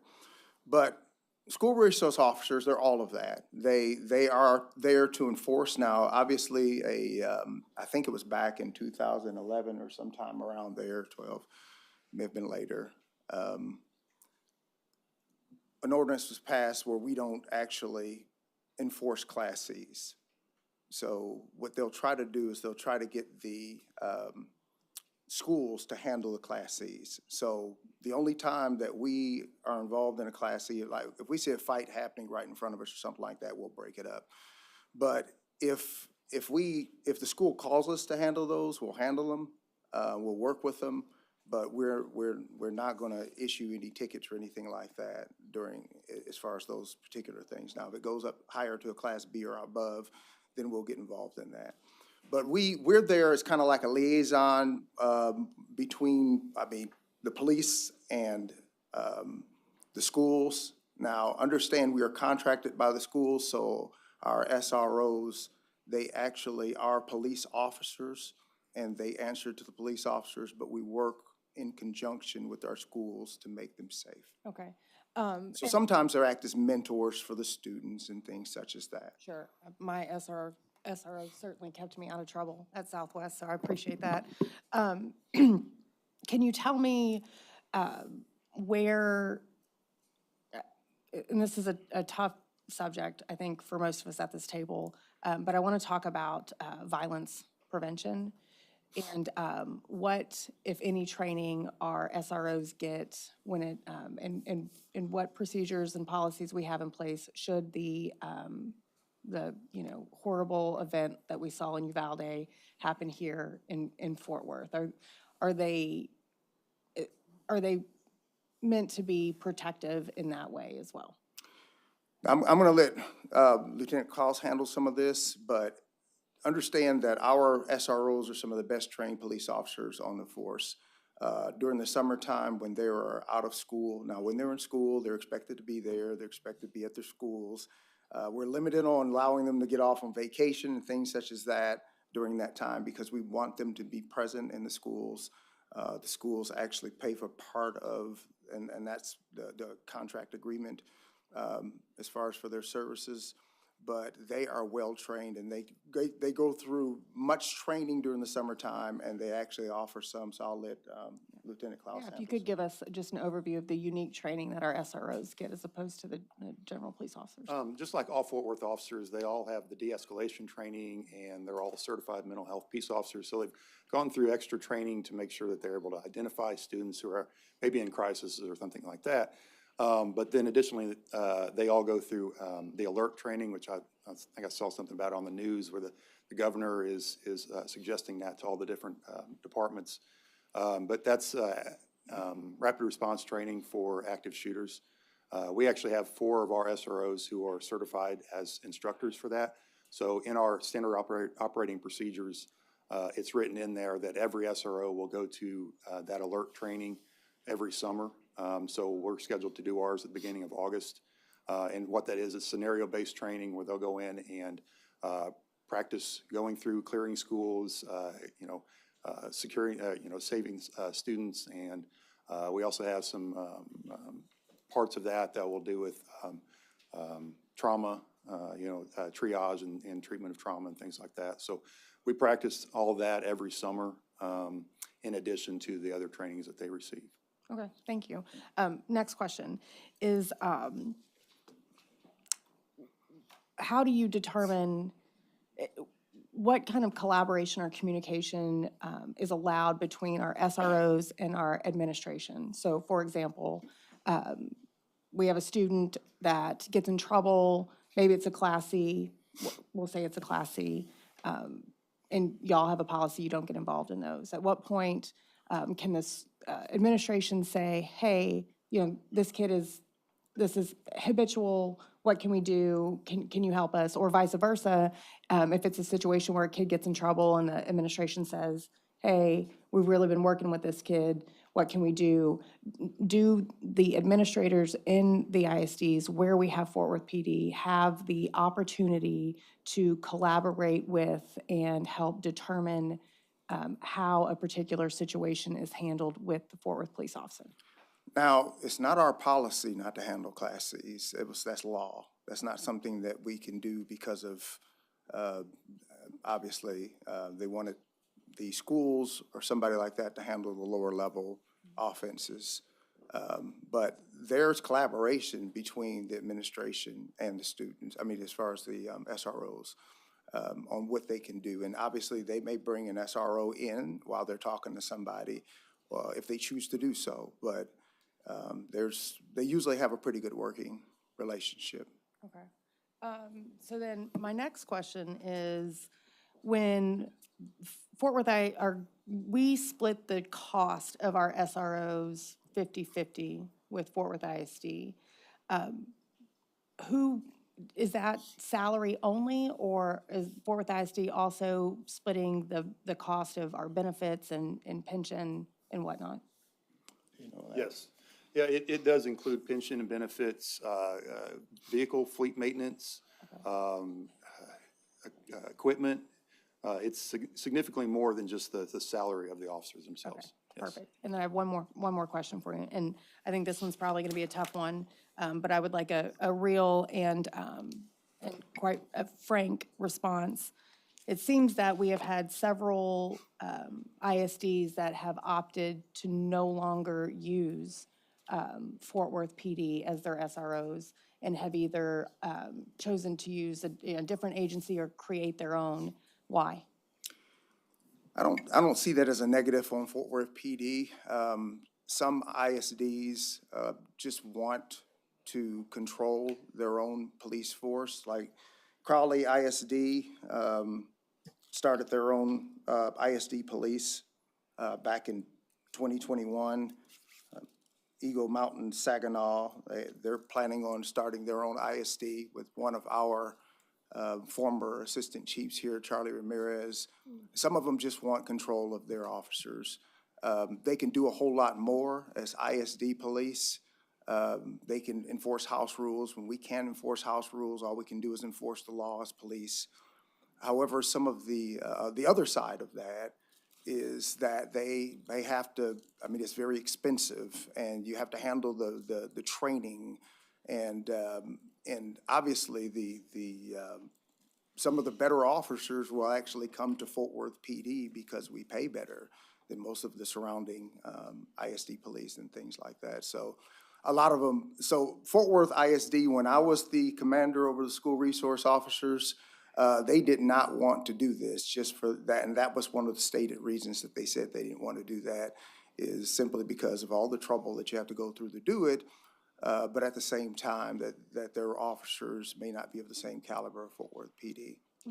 Did any of these school districts opt out and create these either extra, agencies themselves, or used different police departments because they expressed some sort of dissatisfaction with the way, or either Fort Worth ISD's policies around SROs, or how SROs were conducting themselves in their schools? I have heard nothing of that at all. Okay. As a matter of fact, most of our school districts are very, take for instance, back in 2009, Northwest ISD left. They started their own ISD police for about 5 years, and they came back. So I've heard nothing but the contrary. Thank you. Councilmember Nettles. Thank you, Mayor Pro Tem. So I guess when we're looking at the page 2, and it shows Fort Worth ISD 44, are we in every Fort Worth ISD school?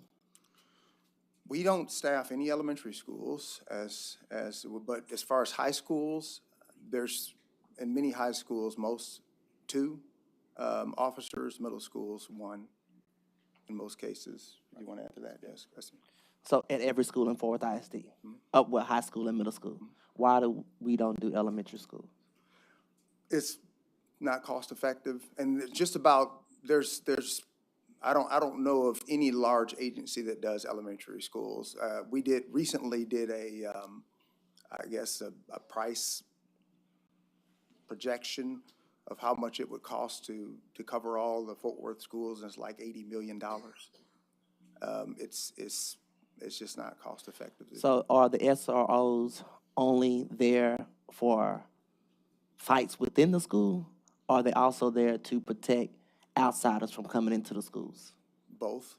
Okay, so I'm not gonna look at you when I say this, because I don't want, it's not directed towards you, but we cannot allow money or budget to be an issue when it comes to saving lives. And so I don't know how we work that or fix that or budget that in.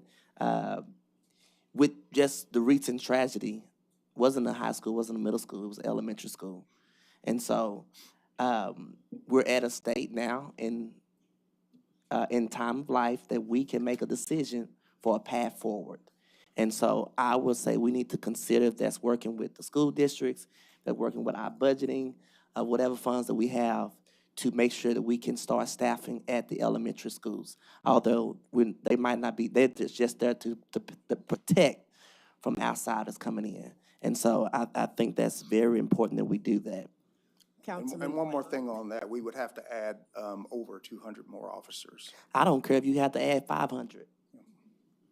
Councilmember Blaylock, and then I saw Councilmember Beck, I think. Okay. So excuse me. So I agree with Chris, we need to staff what we need to staff. Just for clarification, in these schools where we have SROs, there is also school security officers, correct? Are they called school security officers? In some of the districts, at least. Yeah, it's something to the effect of security, or they'll call them campus monitors. Some of them are uniform security. It's variations of that, yes. Okay. But we're not the exclusive provider of security within that school on those dates. We would be the only armed responders. Okay.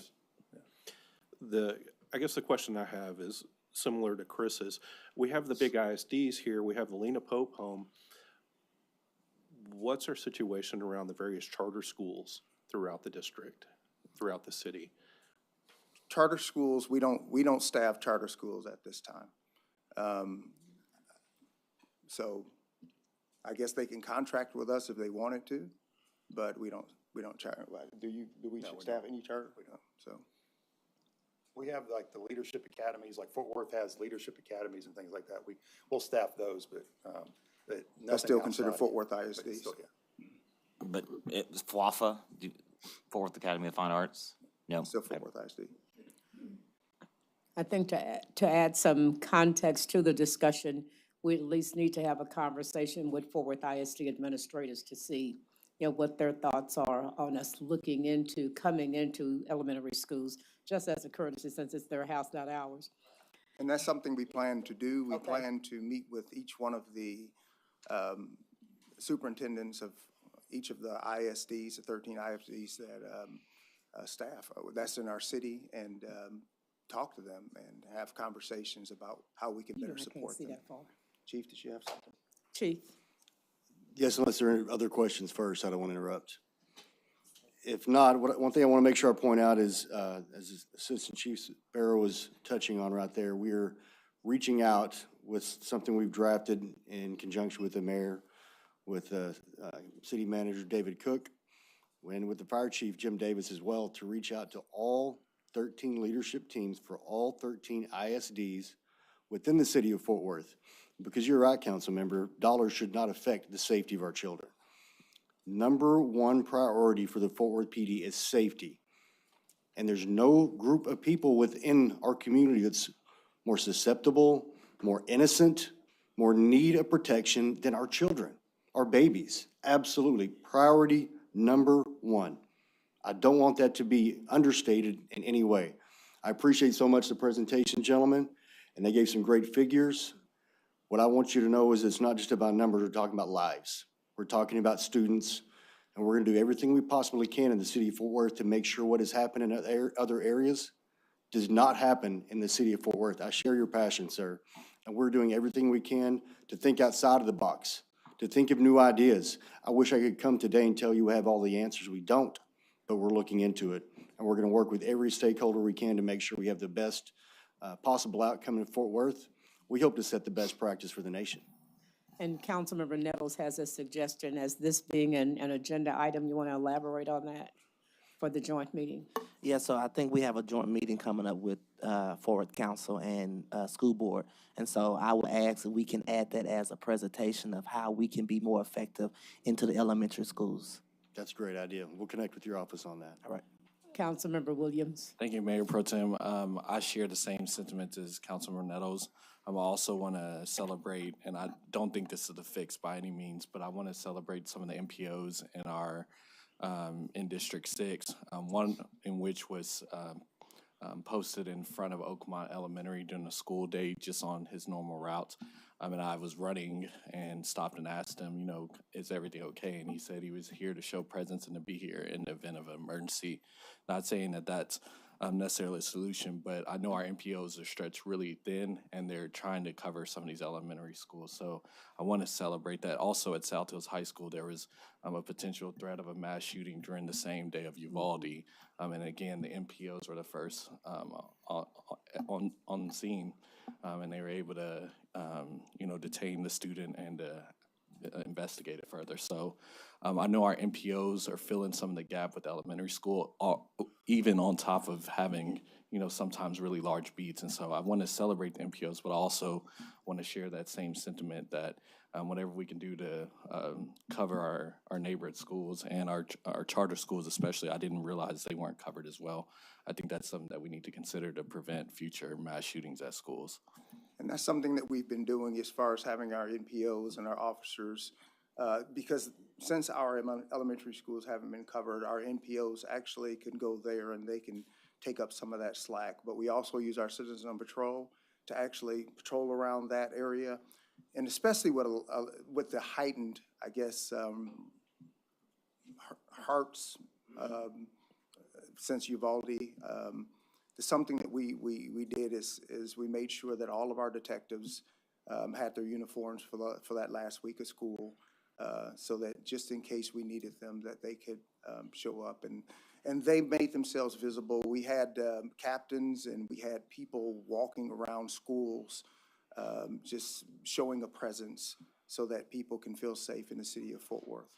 Right, and that was a really great response. I also want to celebrate y'all as leaders of the department. I know that was a call from you and Chief Noakes, and so I look forward to that report as well. I think there's some things that we're doing that we could be strategic about the budget and help on the NPO side, but also help on some of our elementary schools, getting them covered. Councilmember Blaylock. Thank you, Mayor Pro Tem. I just wanted to take a moment and say thank you to the police department for the delegation of officers you sent to Uvalde to help provide security after the incident. If you could maybe spend just a moment and share that. We actually still have officers there, and we're scheduled to have them there at least until the 19th of this month at the request of the Texas Police Chiefs Association, who is helping coordinate a lot of the efforts there. The reason the 19th was chosen, excuse me, is because that's the last date of a funeral. So for weeks, they're going to be having a funeral and burying children and staff members from the school. And we want to be there to do everything we can to make sure that is done tastefully and respectfully for the survivors of the victims.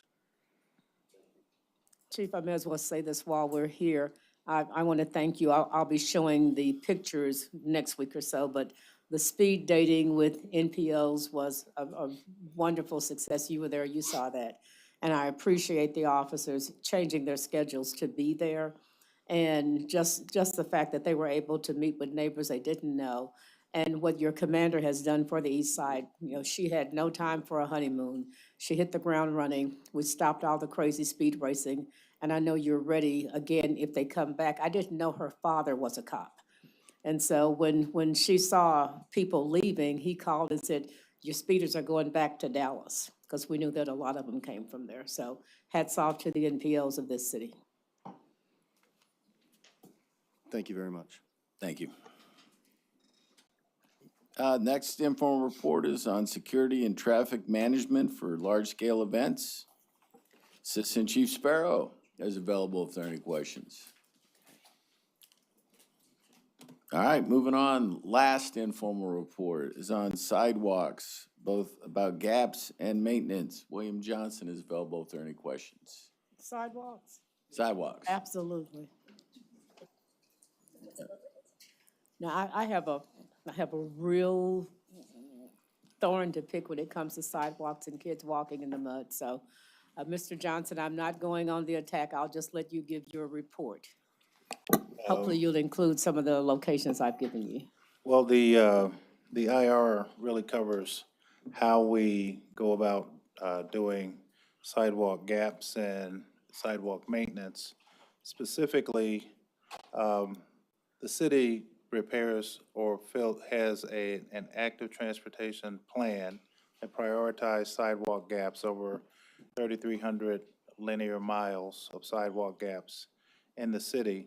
And it prioritizes those. We primarily fill in gaps as part of broader projects, our bond projects or major reconstruction projects.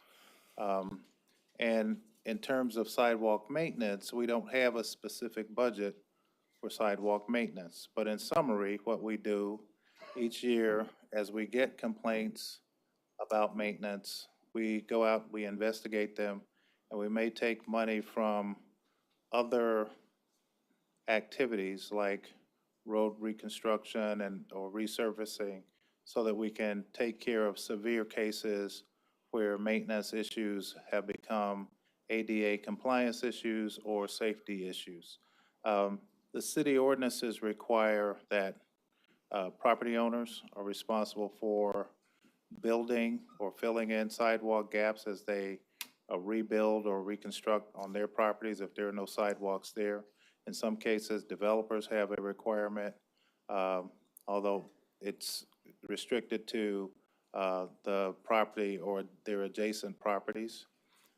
We also have an ordinance that requires that maintenance be the responsibility of the tenant or property owners, which we have historically not enforced because it would force us to issue citations to property owners for sidewalk maintenance. I see Councilmember Williams. Yes, thank you, Mayor Pro Tem. William, can you speak to, I guess one concern I have is really about like students getting to school safely, especially in several neighborhoods in my district. I know there's families who, in particular, have students with disabilities, and sidewalks are a safe path for them getting to school. Like, how are we prioritizing sidewalks near schools, especially also with charter schools when they get developed, knowing that some charter schools may not necessarily be able to create all of the sidewalk, but knowing that there's still that sidewalk need to get kids to school. Right. So what we found is, well, the first part of your question is we prioritize filling those gaps and maintenance where we're going to do those as part of our, in large part, as part of our Safe Routes to School program, where we go out, we'll meet with the schools, we'll talk about, their priorities, their concerns about traffic, where their students are coming from, walking from, and then we'll coordinate with them to try to improve sidewalks, street crossings, markings on streets, intersections to make safe routes to school. So we prioritize that based on schools, routes to transit, et cetera. The second part of your question, could you repeat it? I guess what I'm thinking is like there's new charter schools being built, and so I think there's a couple things there, not to shift the school zones, but I mean like charter schools when they're developed. We have several charter schools in our district who don't have school zones. There may be gaps in sidewalks to get to the school. So during that, it may be more of a development services question, but like how are we working with new construction schools to ensure that the sidewalks are connected during that development? Well, we do a combination of things. One of the things is during the development process, there's a study that's done on that school and how the kids are going to be getting to school. For the most part, we find that the charter schools, there are a lot more parents coming to drop off and pick up. So it creates a bigger traffic problem than walking problem for kids coming to and from school. We also work with them on safe routes to school, but a lot of their queuing for their traffic is supposed to be done on site. Sometimes that happens. Sometimes we have to go back and work with the schools to make sure that they're following through so that they're not creating problems spilling over into the travel lanes of traffic.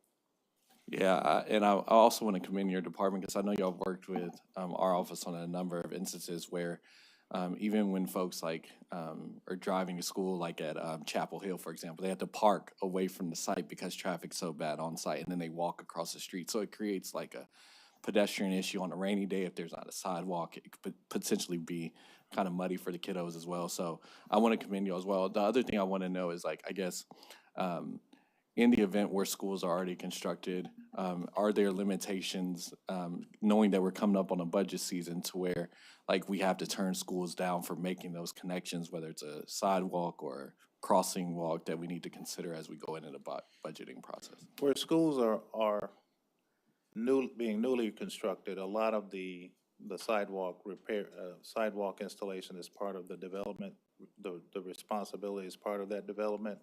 Where they already exist, which in often cases, a school will go and will set up shop in an existing building, but there's not a complete study that's done that talks about, once they're at full capacity, how they're gonna handle traffic or how they're gonna handle students.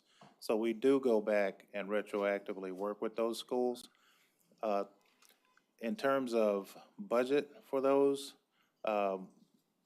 we deal with them on a case-by-case basis.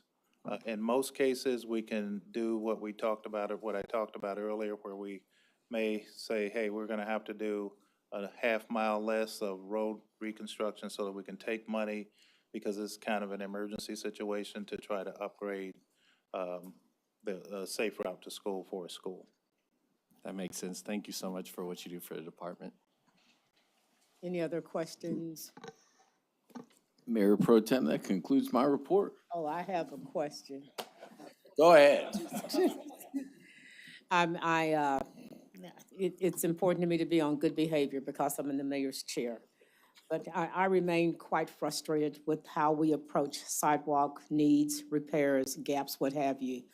It may be hard to imagine, but there are some schools and some school officials who really don't know who to call at City Hall. And that's because, we could do better on our communications. That's why I'm glad we hired a chief communications person. Case in point, one example that comes to mind is an HEB ISD school that needed help with not just sidewalks, but with traffic cops, with, police patrols, school patrol. They didn't know who to call. I thought that it was an exaggeration when I was told they had been calling for 10 years, until I met with the principal who used to be the vice principal 10 years ago. And she said, oh, no, Ms. Bivens, we just didn't know who to call. All of that backdrop to let you know, I don't know how you communicate with the schools. I really don't believe your staff meets with every school. I just don't, because I see gaps in my neighborhoods, like Mr. Solis has told you before. So how is TPW proactive? And if you can't tell me now, I would like to see a report that shows just who has your staff reached out to in the past at schools, which ones, to see how this information can be gathered. I hate seeing kids walking in the mud, and in Stop 6, they continue to walk in the mud.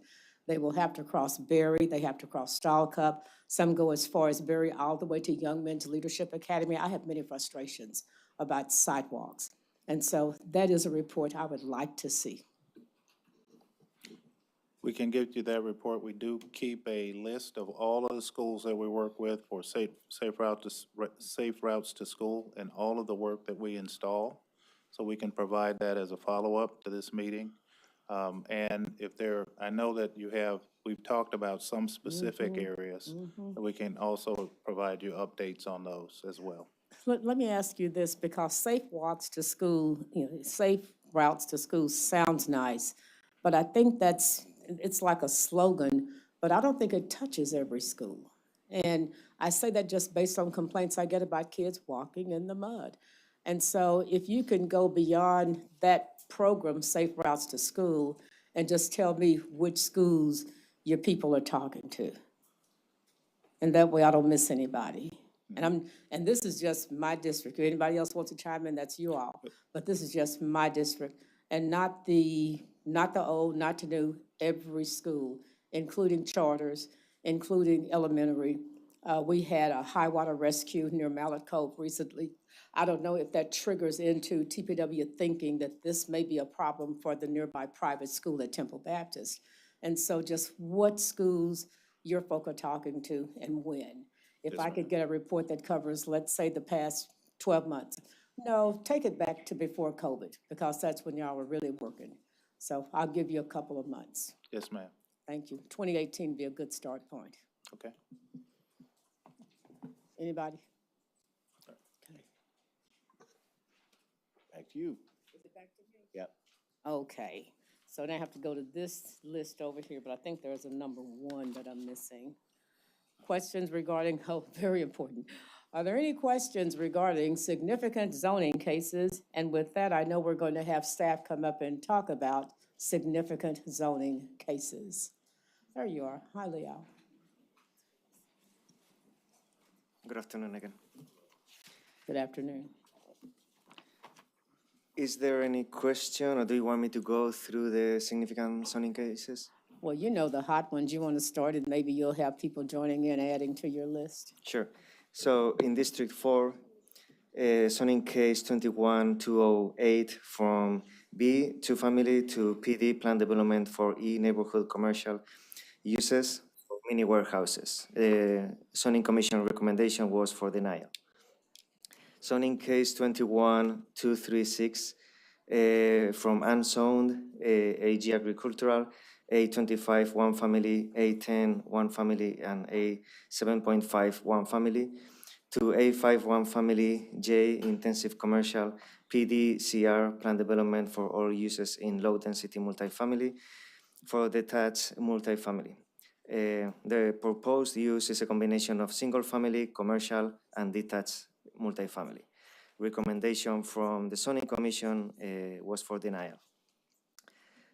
Next significant case is zoning case 041 from DJP and PD for H uses in downtown urban design district overlay, to PDH plan development for all uses in H central business district plus single family detached brewery and distillery site plan waived within the downtown urban design district overlay for a maximum height of 10 stories. The proposed use is mixed use and townhomes, and recommendation from the zoning commission is for approval. Next case in District 5, 22053 from agricultural to I industrial for rural residential. Recommendation from the zoning commission is for denial. Next case on District 6, 22081 from low density multifamily CR to PDCR plan development for low density multifamily with development regulation for 45% open space site plan waiver requested. Recommendation from the zoning commission is for approval. Stop me when you have a question, okay? Next case on District 3, 22027 from F general commercial to add an additional use permit. Hey, Daniel, you don't need to read all that. I'll just say that I will move forward with that case, but I have some language that I think Brandon or someone's working on since we worked it out with the neighborhood and everything. Okay. Thank you. In District 7, zoning case 22069 from K heavy industrial to PDC plan development with a base of C medium density multifamily to construct a detached multifamily. The decision from the recommendation from the zoning commission is split. There's approval on the western tract and denial on the eastern tract. Both tracts are divided by a road. And what district was that? 7. Okay. District 7. Okay. In District 3, zoning case 075 from C medium density multifamily and F general commercial to F general commercial to build warehouses with outside sales and storage. Recommendation from the zoning commission was for denial. The motion to approve failed. That is why it shows as denial. And that concludes the significant zoning cases. But I'm happy to answer any question on any case, though. No questions, just input from Crane. Thank you, sir. Okay. Next, questions regarding city council action items for June 14th. You guys have seen your agenda for June 14th? No questions. Okay, works for me. Update on Leadership Fort Worth from my girlfriend, Jennifer Trevino. Hey, Jennifer.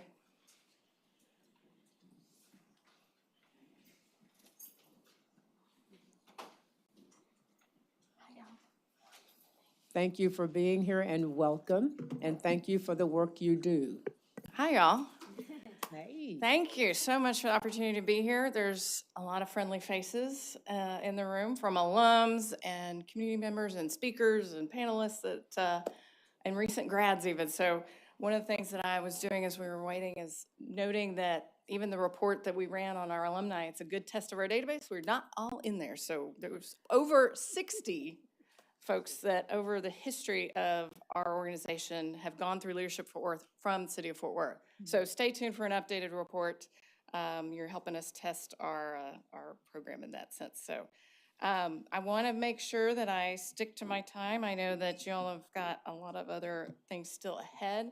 But again, just want to thank the staff, especially Elena and Patricia, for their assistance to get ready for today. I also have two of our folks, our program directors, Shirley Martin. Many of you know Shirley from her time as chief of staff to several mayors here at the city of Fort Worth, as well as Sarah Fairley, who is the program director for both Leadership Class and EDGE. Shirley oversees our Leader Prime program that just most recently Chief Noakes went through last summer. So again, I know that a lot of you know about us, but I don't want to take that for granted.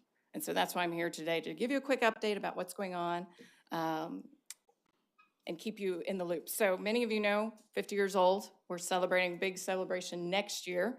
I took the position in January of 2021, one of those crazy people that even I guess before the Great Resignation decided to change jobs, but wasn't looking to leave Girls Inc. of Tarrant County, as many of you know from my work there, but wanted to take advantage of the opportunity to give back to a program that gave so much to me. So I traced back my roots to Leadership Class 2009, one of the best classes, had Kara Schur and Susan Alanis, who's no longer here at the city, but down the road a bit.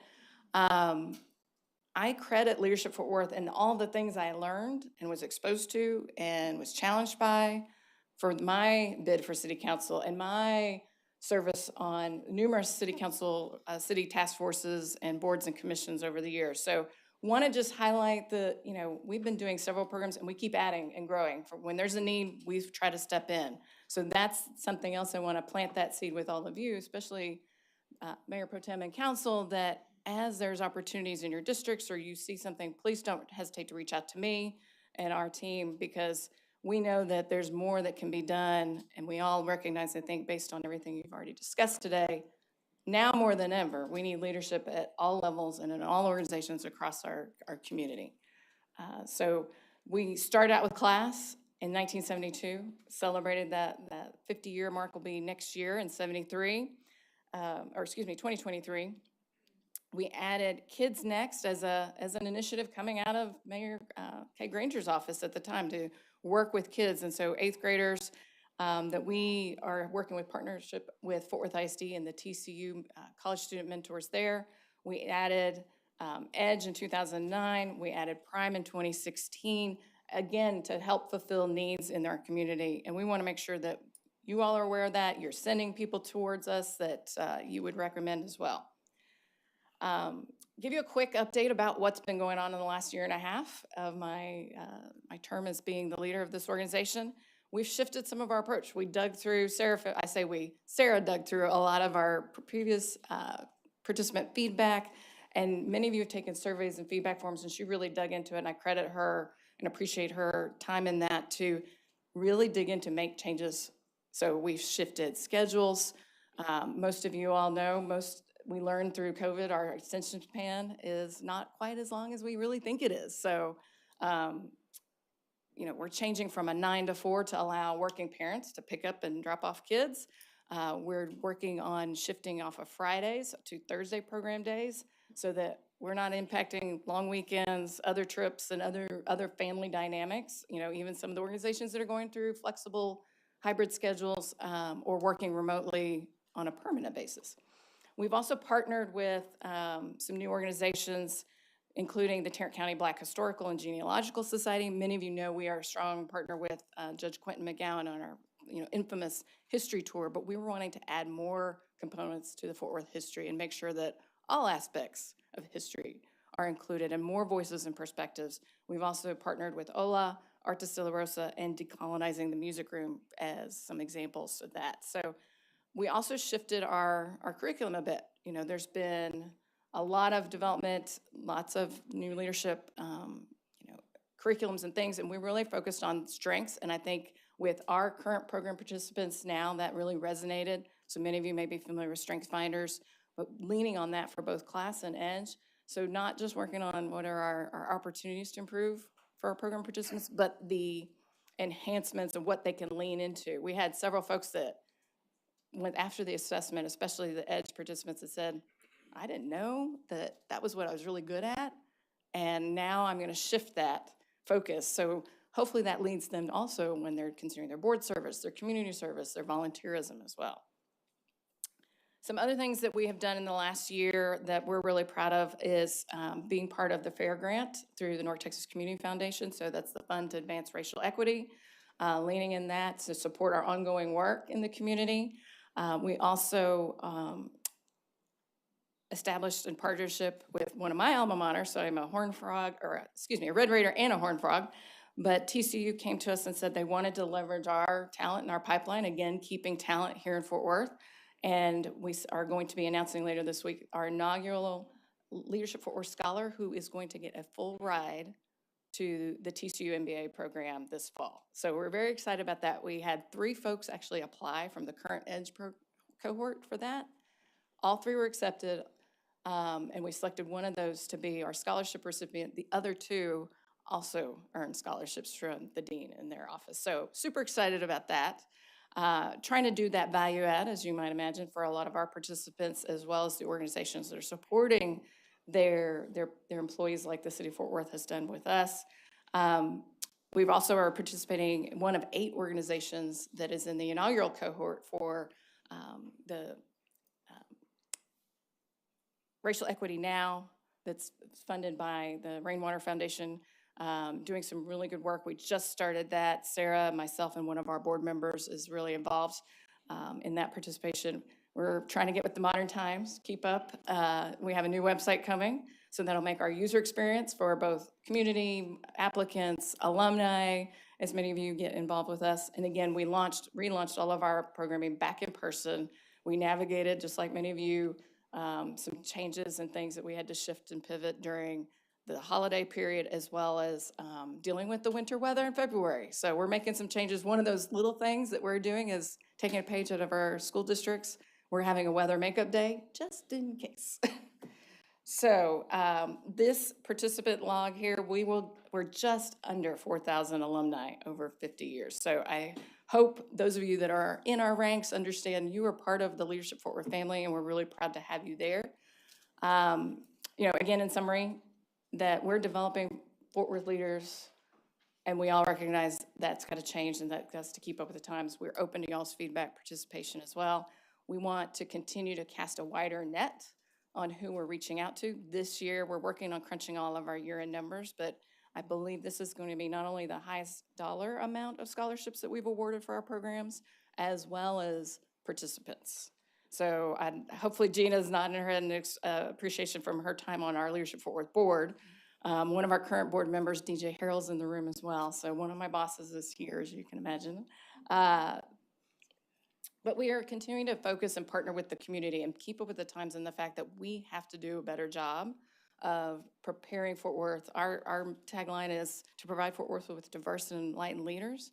So we're really making sure we feel even better about our action and our results and our impact in the community. Again, I'm big on, if I ask you for your feedback and your survey or whatnot, it's not just gonna go on a shelf. Sarah and I have done things even from one month to the next month on addressing feedback, diversity on a panel. We left out this voice, we left out that voice.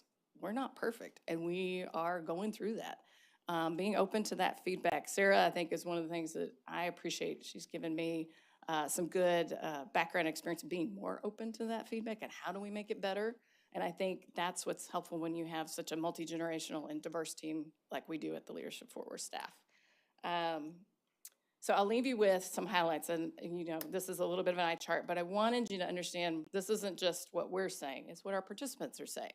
So the highlight I want to call out here in this first is this EDGE participant that said, being in this program, sponsored by their employer, has motivated them to stay in the area, to not go to Dallas as much, to stay here in Fort Worth, to recognize that there's so much growth and opportunity and possibility here. And this is somebody who's a transplant, hasn't been here but 5 years or so. And this is a young professional talent. We want to stay in Fort Worth. Again, the next participant, talking about just the lessons and the experience that they were learning. We recognize there's so many opportunities for personal, professional development, whether it's in organizations and training development departments, going to get an MBA, but nowhere else in Fort Worth can you get the secret sauce of 14 to 15 plus industries, all different professionals from all different backgrounds. You know, the number when I went through of folks that were born and raised in Fort Worth versus now has continued to shift. So I would say about half of our participants have been in Fort Worth less than 10 years. Before it was a lot longer. That born and raised in Fort Worth has shifted, and so have our program participants. And they want this experience. Another thing that we've shifted, I mentioned talking about scholarships and some waivers. Having a seat at the table was what this next participant in our leadership class mentioned. And that was in the simple benefit of formalizing and adding some structure to a tuition payment plan. So not having that be a one-time single payment and being a hurdle, but spreading that out over the course of several months to make it more manageable, especially we've had teachers, artists, musicians, several different folks that would not have been able to participate in our program otherwise, or didn't think it was for them because of the schedule and the dynamics and the groups represented in the past. So again, wanted to keep it short and sweet, wanted to allow you the chance to ask me any questions that you have, want to continue to be a strong partner. I appreciate City Manager always sending us several folks. You know, this year, Fernando Costa should be like an honorary Leadership Fort Worth alum because he always is speaking at almost every one of our programs. But he and now retired Jay Chapa were very instrumental in bringing our class to City Council chambers in November, where we had our Government and Economic Development Day, brought all three chamber leaders together. But the more important exercise was mapping, council district mapping. And I know you all are done with that and glad to put that to bed. But I know that so many of our participants, one, hadn't been in the council chambers ever before or in City Hall, and then two, didn't understand the connection to the mapping and all of that. So hopefully we've added some more delegates and folks that are participating in that process, because that's one of the things you can imagine I got on my soapbox and charged them with. I said, you don't vote, you don't get to complain, and this is how you can be part of the process of the elections, the maps, and the ripple effects, and how the local decisions can oftentimes be so much more impactful than what we see on the news in DC. So I'll stop there. Hopefully I've kept it short and sweet for you all, but if you have any questions, I'd be happy to take them. Again, thank you for all of your attention. I know you've been working hard today, so. Great report, Jennifer. Thank you. You're welcome. Any comments, questions, recruits? Yes. Referrals? We are recruiting. The application deadline for leadership class of 2023 is June 30th. Leading Edge is October 31st. Send folks our way. We're happy to meet with them for coffee. Anything, more information, we can send that to you all too, just so you have it and your staff have it too. And for the sake of our viewing audience, what's that website again? It is Leadership Fort Worth, all spelled out, .org. Thank you, Lady T. Yeah. Thank you. Thank you. Any Next other questions? Frank? Okay. Carlos? All right. Thank you all. I left 15th agenda. COVID, there's some additional federal funding for homelessness that we are able to take advantage of to make a long-lasting difference in the city. Also, our community partners, the Homeless Coalition, have asked not only the city of Fort Worth, but also Tarrant County and Arlington to come together to invest in more permanent supportive housing so we can address chronic homelessness. And we also had an opportunity to combine several funding sources to try to get units on the ground quicker. So just a reminder what chronic homelessness is. So chronic is right there. So that's homelessness that is longer than 1 year. But also in that definition of being chronic homelessness is the requirement for someone to have a disability. So we're talking about housing for those folks with a disability who've been homeless longer than 1 year. It's only about 20% of our population. This population tends to be more visible. So our unsheltered population is talking about those folks that are living in their cars, or they may be in tents or with belongings on sidewalks or under bridges. That population overlaps quite a bit with our chronically homeless population. So it's not one-to-one. Not every person you see living outside is chronically homeless, but there's a pretty big overlap. For example, the first tenants in Casa de Esperanza, 70 out of the 119 were from the street, were from unsheltered homelessness. Okay. The solution, as we have seen nationwide and also more importantly in Fort Worth, is permanent supportive housing. So this doesn't refer to a particular kind of unit, but rather some qualities of having long-term rental assistance and long-term supportive services. So this is the most intensive intervention for people to leave homelessness. So that's why it's reserved for this small percentage that are disabled and homeless longer than a year. It does come with case management to support client goals. And we have permanent supportive housing, that's what we call scattered or single site. And I'll expand on that in just a second. We want to look at some success stories. So before 2020, there were only 2 single site permanent supportive housing projects, and that was Palm Tree Apartments and Samaritan House single room occupancy.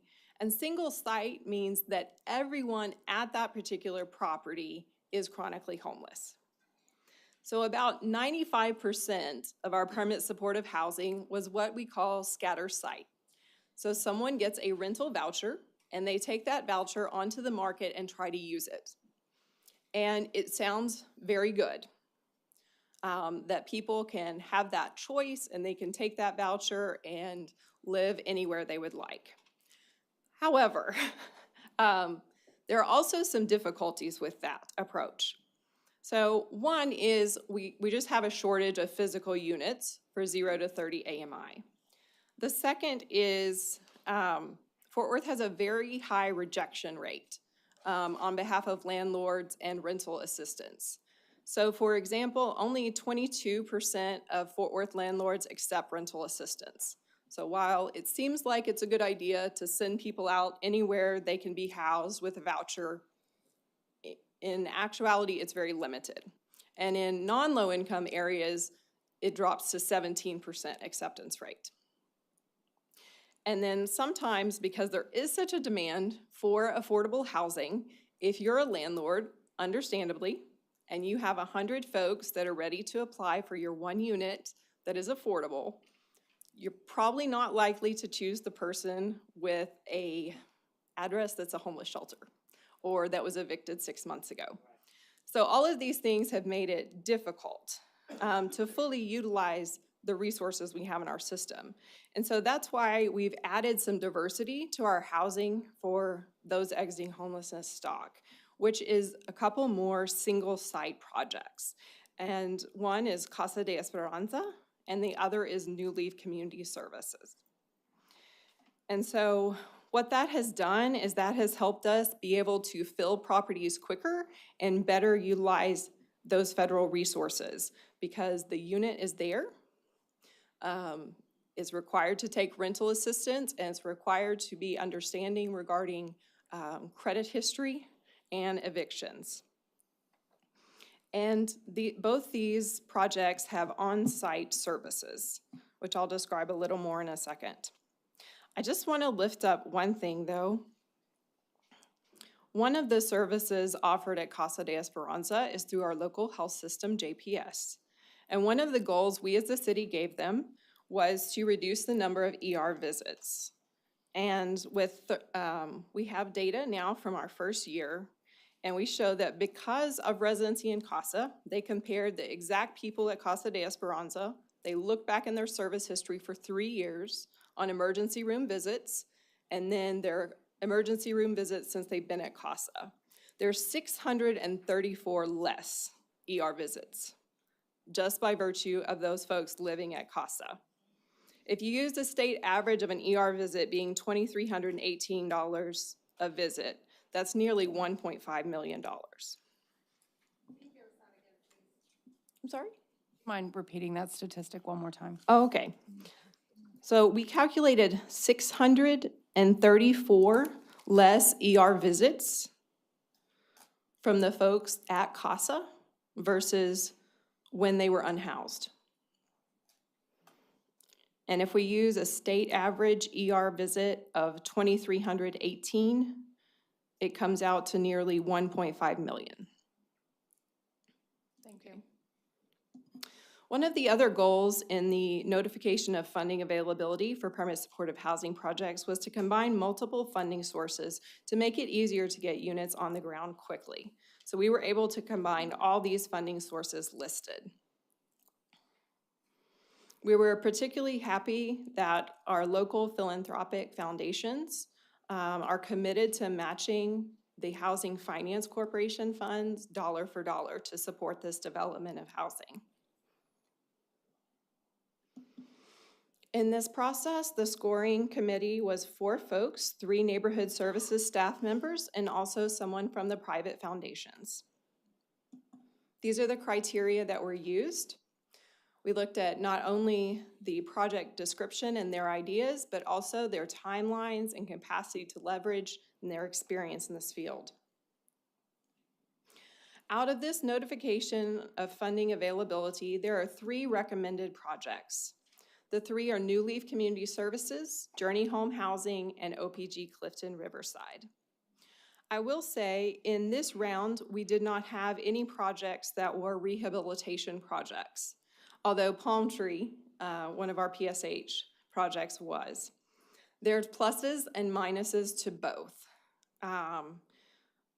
Rehab, the very good thing about it, as we saw with Casa de Esperanza, is the ability to deliver units faster, which is good. But for new construction, one of the pros is that we're also expanding our inventory of 0 to 30 AMI housing. So when we talk about recommending 128 units of permanent supportive housing, that's also adding 128 units of our 0 to 30 housing. The first project being recommended is for New Leaf Community Services. They have a project now in Council District 2, and they are looking at a site in Council District 3 now. It would be much the same model of new construction quadplexes, having a nice community space for people to gather in offices, and then have 48 units of housing. The second one is Journey Home Housing. This is also the same model of new construction quadplexes, a total of 72 units. And this is in Council District 8. The third project being recommended is not what we would categorize as a PSH project. It is a tax credit affordable housing project. But what they're asking to do is to integrate permanent supportive housing within that affordable project. So this is just 8 units of permanent supportive housing.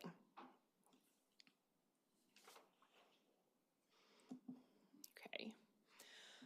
This is a map. One of the things that's very important to us as we develop permanent supportive housing is that it not be clustered or concentrated. And so we're looking at different geographical regions. One of the things we do look for is to make sure all the locations are close to bus stops. So we have this map shows the 4 existing single site projects as well as the 3 proposed projects. So this would be a total of 7 projects in 5 different council districts. Can you tell us which council districts currently don't have any permanent supportive housing? Those or proposed, I'll say, those council districts we are looking forward to working with are council districts 5, 6, and 7. And just so you all know, I've told Tara if she finds some land, we'll work with her. I was just And about I to say appreciate that. it very much. I know in District 6, there's challenges finding land that's affordable given all the development. Can you just speak to some of the challenges and maybe how you think we can work to overcome some of those?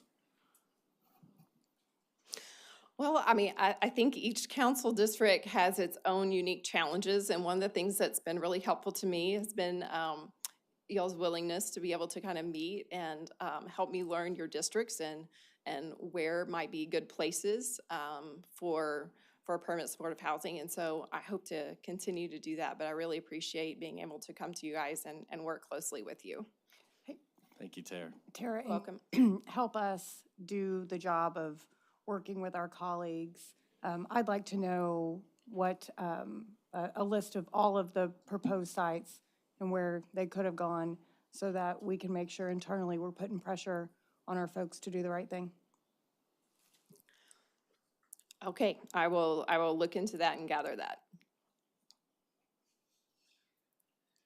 And the reason I asked is because I know that there's a particular project in my district that was proposed that wouldn't work for the particular location. And I welcome the conversation with all of my colleagues as to why I made that determination. I'd also like to have that conversation with my colleagues that have consistently turned down projects in their district. Carlos. So, You can go ahead and I'll reserve my comments to the end. Go ahead, Tara. I'll wait. Sorry, remote. So this is the funding recommendations we're looking at for the different funding sources. The MNC for June 14th will just cover the home ARPA dollars, the general ARPA dollars, and the Directions Home funds. We will be coming separately to the Fort Worth Housing Finance Corporation for that funding. The foundations have already collectively committed to the 2.55, and by the time we have the Housing Corporation meeting, we look forward to seeing the specific foundations with specific amounts for the projects. Okay. When we added the $5 million in general ARPA to the support of permanent supportive housing, we bumped up the goal to 165 units from the 125. If the 3 projects I just discussed are passed, that will create 128 units. And we're going to be going out for a second notification of funding availability for PSH to capture the rest of the 37. I do want to mention, I really appreciate very much in working with colleagues, especially Development Services and the Park Department on looking at how we can help some lean nonprofit permanent supportive housing projects with some fee waivers and some expediting. So I really appreciate that citywide commitment to PSH. This is where our timeline is. Again, the vote for the funding the 3 projects is June 14th, coming to the HFC on the 28th. And we anticipate that second NOFA going out in July and bringing that forward for a vote in September and having those units on the ground within 24 months. One thing I did want to mention is there have been a couple citizen emails that I believe you may have received regarding PSH projects, specifically Casa de Esperanza. And so I wanted to just briefly address 3 issues that came up in those emails. One was panhandling, the second was unsheltered homelessness, and screening out for mental health and drug and alcohol. Right now, I'd like to ask my colleague, Lieutenant Gorey from the police department over the HOPE team to join me to help address the concern that was voiced about the possible connection of panhandling and the proximity to permanent supportive housing projects. Thank you, Lieutenant Gorey. Thank you. Excuse me. For those of you who don't know me, I'm Chris Gorey. I'm the lieutenant over the HOPE team, the Crisis Intervention Team, and Civilian Response. To speak to the panhandling, we started with a year's worth of data from May 16th from 2021 to 2022. We ran 2 heat maps, calls for service related to panhandling and citations. Those heat maps, excuse me, those heat maps actually do not correspond with any of the locations of the public supportive housing. So I kind of want that to be known. Then we decided to expand the data gathering for panhandling. And we found going all the way back to 2016, that there was just a steady uptick in what we would refer to as beats at 11 and Charlie 15. Those are ones around CASA specifically. And those had a steady uptick all the way up to 2019 until it kind of leveled out.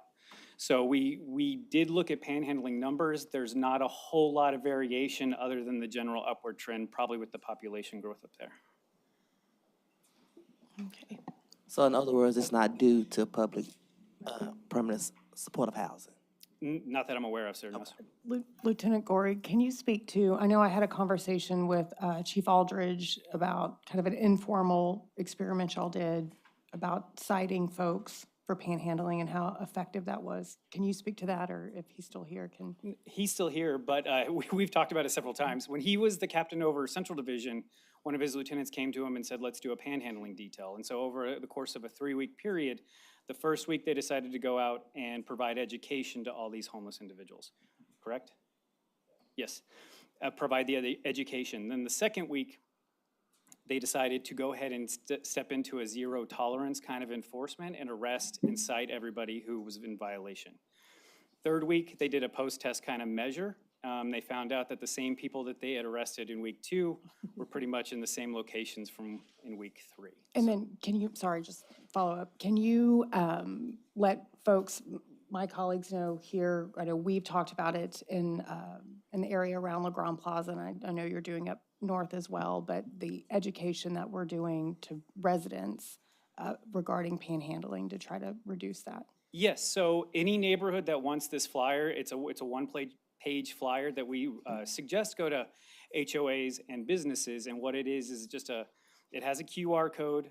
We're trying to curb citizens away from providing dollars on the side of the road to donate to these services that help them in different ways other than just the momentary gratification piece. I just want to ask, or maybe clarify this. During my time at DRC Housing Solutions, one of the things that I found was really interesting serving on the board there was that the populations between panhandlers and the populations for permanent supporting housing are 2 totally different populations. Is that the reason why it's no correlation between those two? So I'll give you my understanding and then defer to Lieutenant Gorey. So the question is often posed, are the folks that are panhandling homeless? The answer is some, but it's not 100%. All the folks that you see that are panhandling are not homeless, just as all the folks you see that are experiencing homelessness are not panhandlers. There is probably some overlap, but it's not one-to-one. Lieutenant Gorey? Thank you. I would agree with that. It's not a 1-to-1 for sure. It's probably not even a 50-to-1, to be honest. It does, there are people who come in just because they know these corners are lucrative, because we are a very generous city. And so they get personally reinforced to return to these corners on and on and on. That's why we're doing the public education piece to donate to other resources. Thank y'all for that. In fact, based on a conversation that you and I had before, Tara, I think I've heard it said that in general, up to 90% of panhandling is not related to homelessness. That's true. So very small contribution fits in with what both you and the officer are saying. And it's good that you're dispelling, this narrative, because it's not based in fact. Michael? Yeah, thanks, Tara. Thanks for the presentation. I just want to recognize Randy Gideon here in the audience and his staff and everything. Thanks for bringing New Leaf and that's going to be the project in District 3, right? Yes, sir. Yeah, and after visiting it in Carlos District, working with us and finding the property where it is, just want to say thanks again for working with us and getting things over there. So I'm supportive of it. Alan?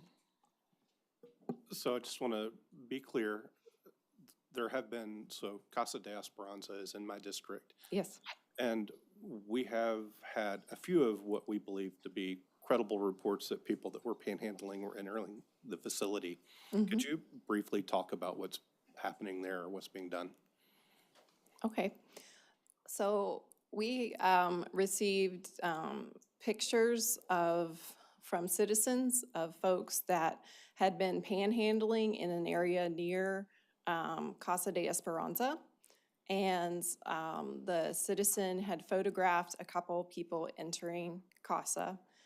We looked through all the pictures that were sent to us and forwarded them to the on-the-ground supportive services staff and asked them to identify if these folks were residents of Casa de Esperanza or not. The vast majority were not. There were 2 individuals that were identified, and case management has talked with them and reminded them that panhandling that near the street is not legal and that they needed to stop. All right, thank you. You're welcome. Councilman Nettles. Thank you, Mayor Pro Tem. And I think I do this every time we talk about homeless, so I'm going to keep the trend going. But first, I want to thank you, Tara, for doing an awesome job as it relates to permanent supportive housing, and also challenge our colleagues to do the same to help bring these housing all over the city of Fort Worth. And I want to go back and talk about where you talked about the ER, and that is very significant. My background, I worked for public housing at Butler Place, which is right there next to the homeless shelter. And I was the leasing agent, so I was able to bring in people. And most of the people I brought in to live there were homeless. And the stories they would say, they would go to the hospital and make up a reason to be sick for food and shelter.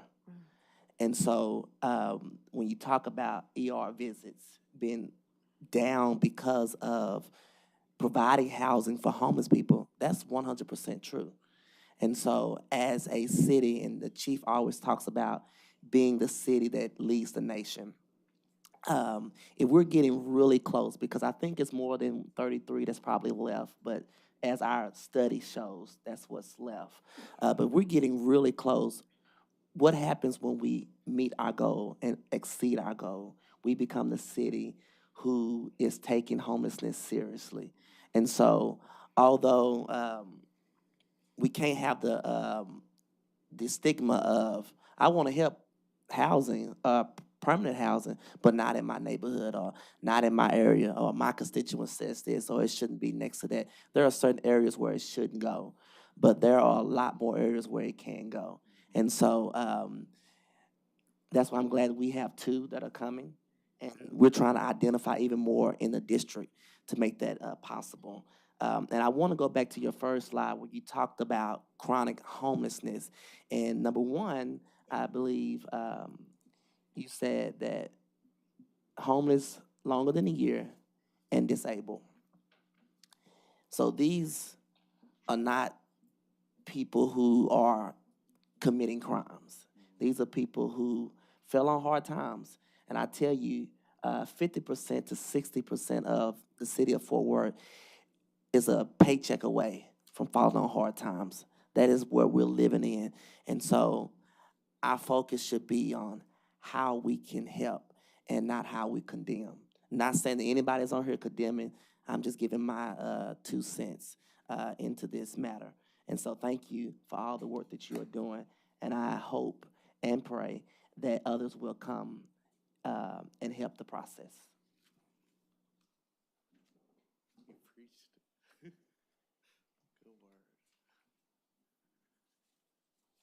Okay, I'll give you some closing remarks since everybody has had their say. I'm the one who started the move to get our aggressive panhandling ordinance. And it wasn't because of homeless people, it was because of business people who knew that they could make a living off of panhandling. Back when I was at KRLD, a study had been done, and there was a panhandler at Mockingbird and the Freeway, and the Dallas Morning News estimated him making $96,000 a year. That was back then. Right.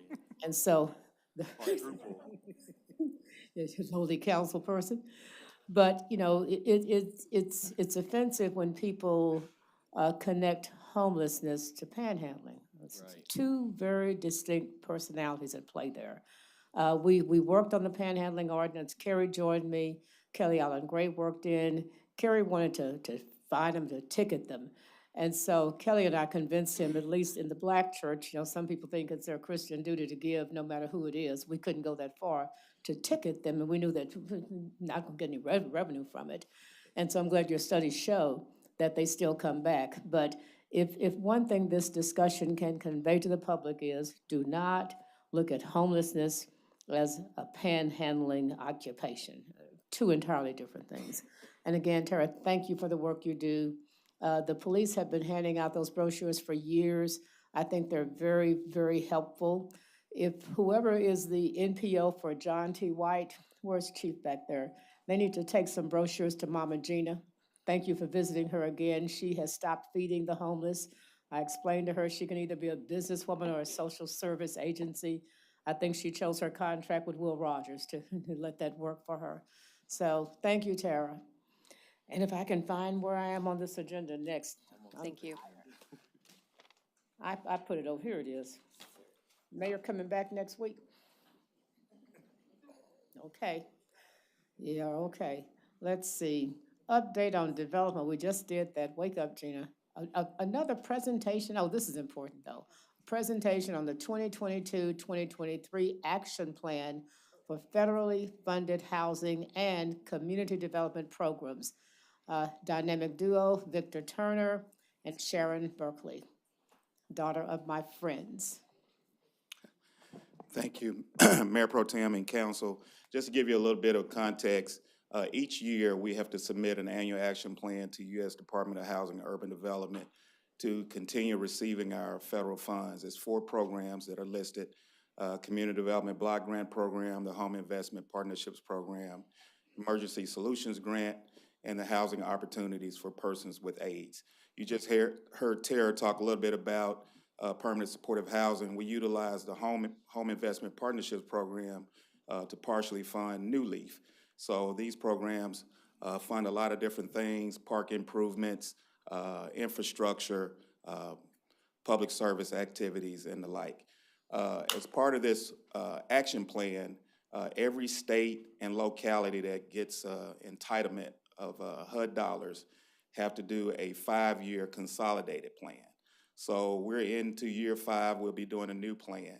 And as part of that 5-year plan, you do an annual action plan to address the goals and objectives that were identified in the 5-year plan. So that's a little bit about why we do this every year. And so we wanted to come to you all today to give you a preview of some of the things that are recommended in this year's action plan. This goes before the Community Development Council. They've already seen it, which includes representatives that you all have appointed to serve on that council.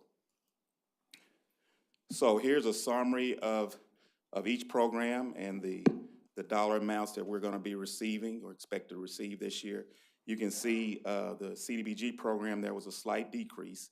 And from year to year, that it's up and down with that program. There have been threats to abolish it for years by Congress, but it's still with us, but it's a slight decrease with that program. The Home Investment Partnerships Program, we had a little bit more than a slight increase, 11%. ESG program went down slightly. And the HOPWA program, 17% increase.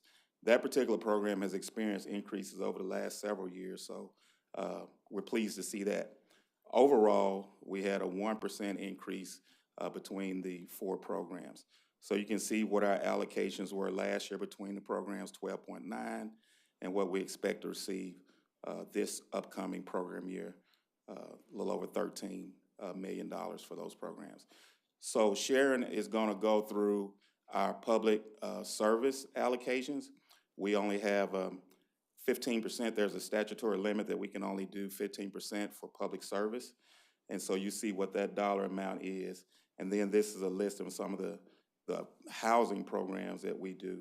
I think Mayor Pro Tem had mentioned last week about our priority repair program being limited to $5,000. So we've increased that to up to $25,000, which you can see there's a $2 million budget for that line item. So these are some of the programs that we do, partnering with different agencies. And then Sharon will go through some of the specifics with the public service agencies. Okay, good afternoon, members of council.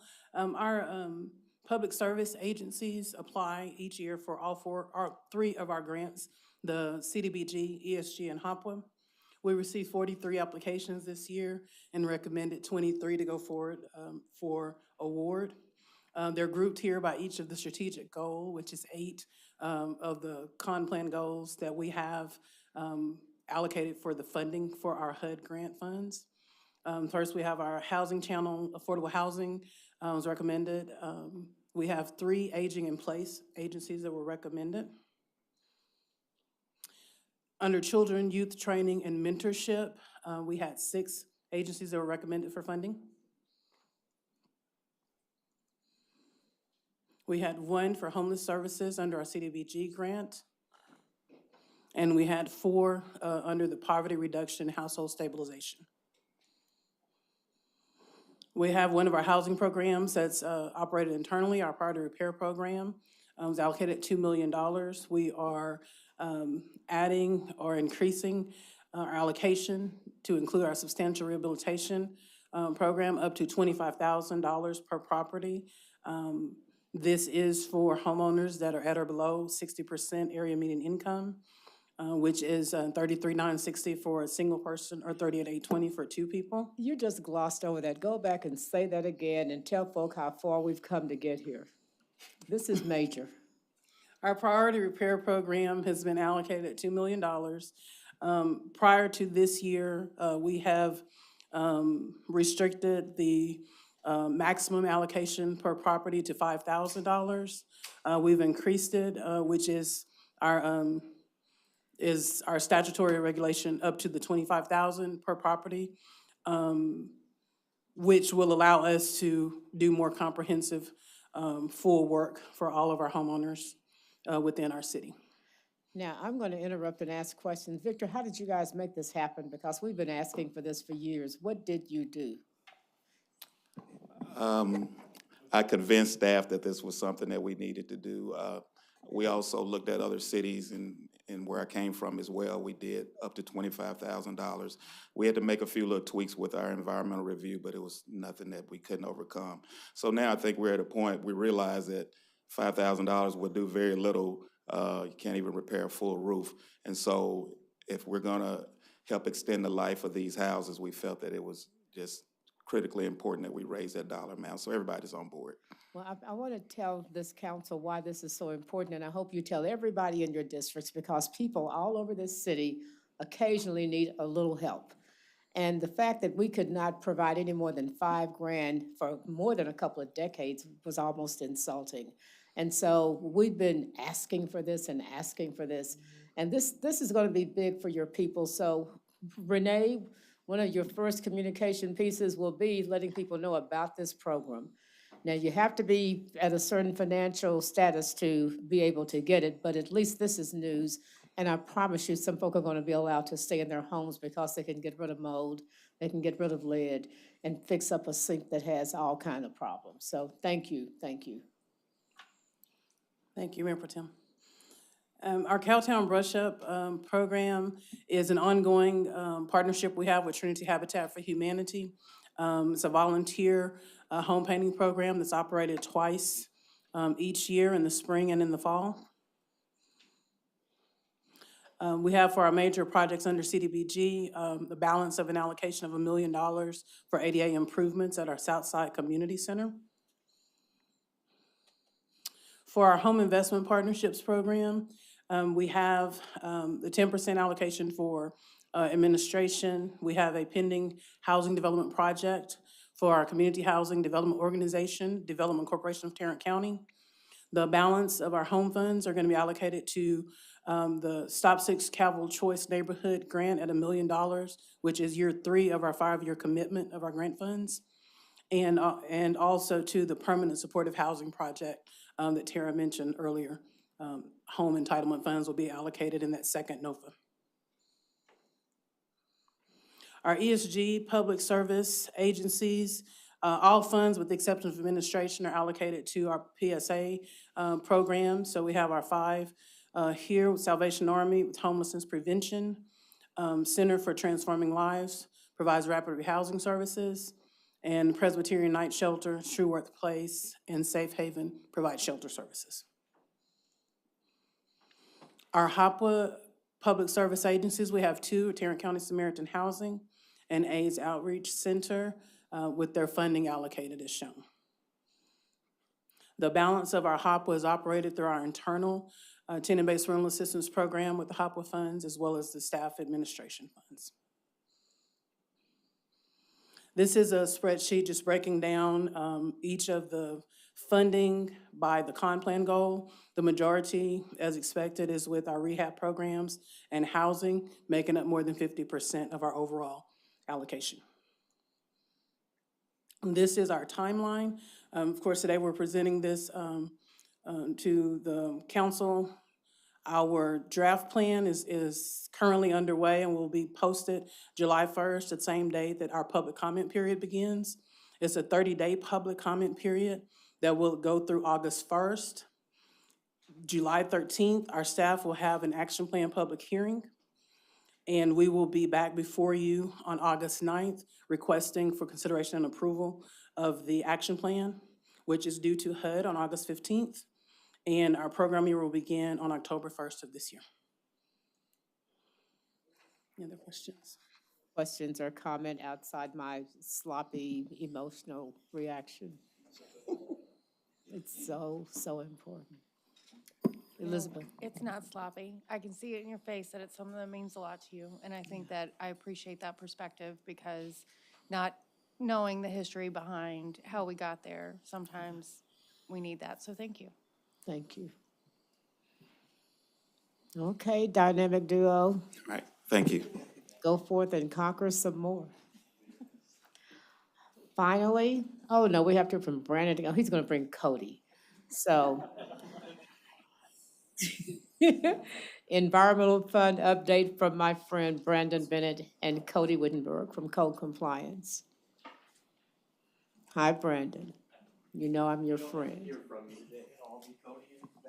Okay. And Mayor Pro Tem, if you don't mind if I do a quick introduction for Cody, and then I'll have you move over to this podium, if that's okay. So we appreciate having this time before you today to talk about the Environmental Fund. And just to provide a little bit of background, back in 2019, we started looking at our enterprise funds, specifically looking at the Stormwater Fund, the Solid Waste Fund, and the Environmental Fund.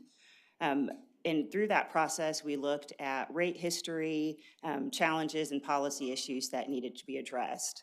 After we started having those initial conversations in 2019, we ultimately moved forward with the stormwater increase, I believe, in 2020.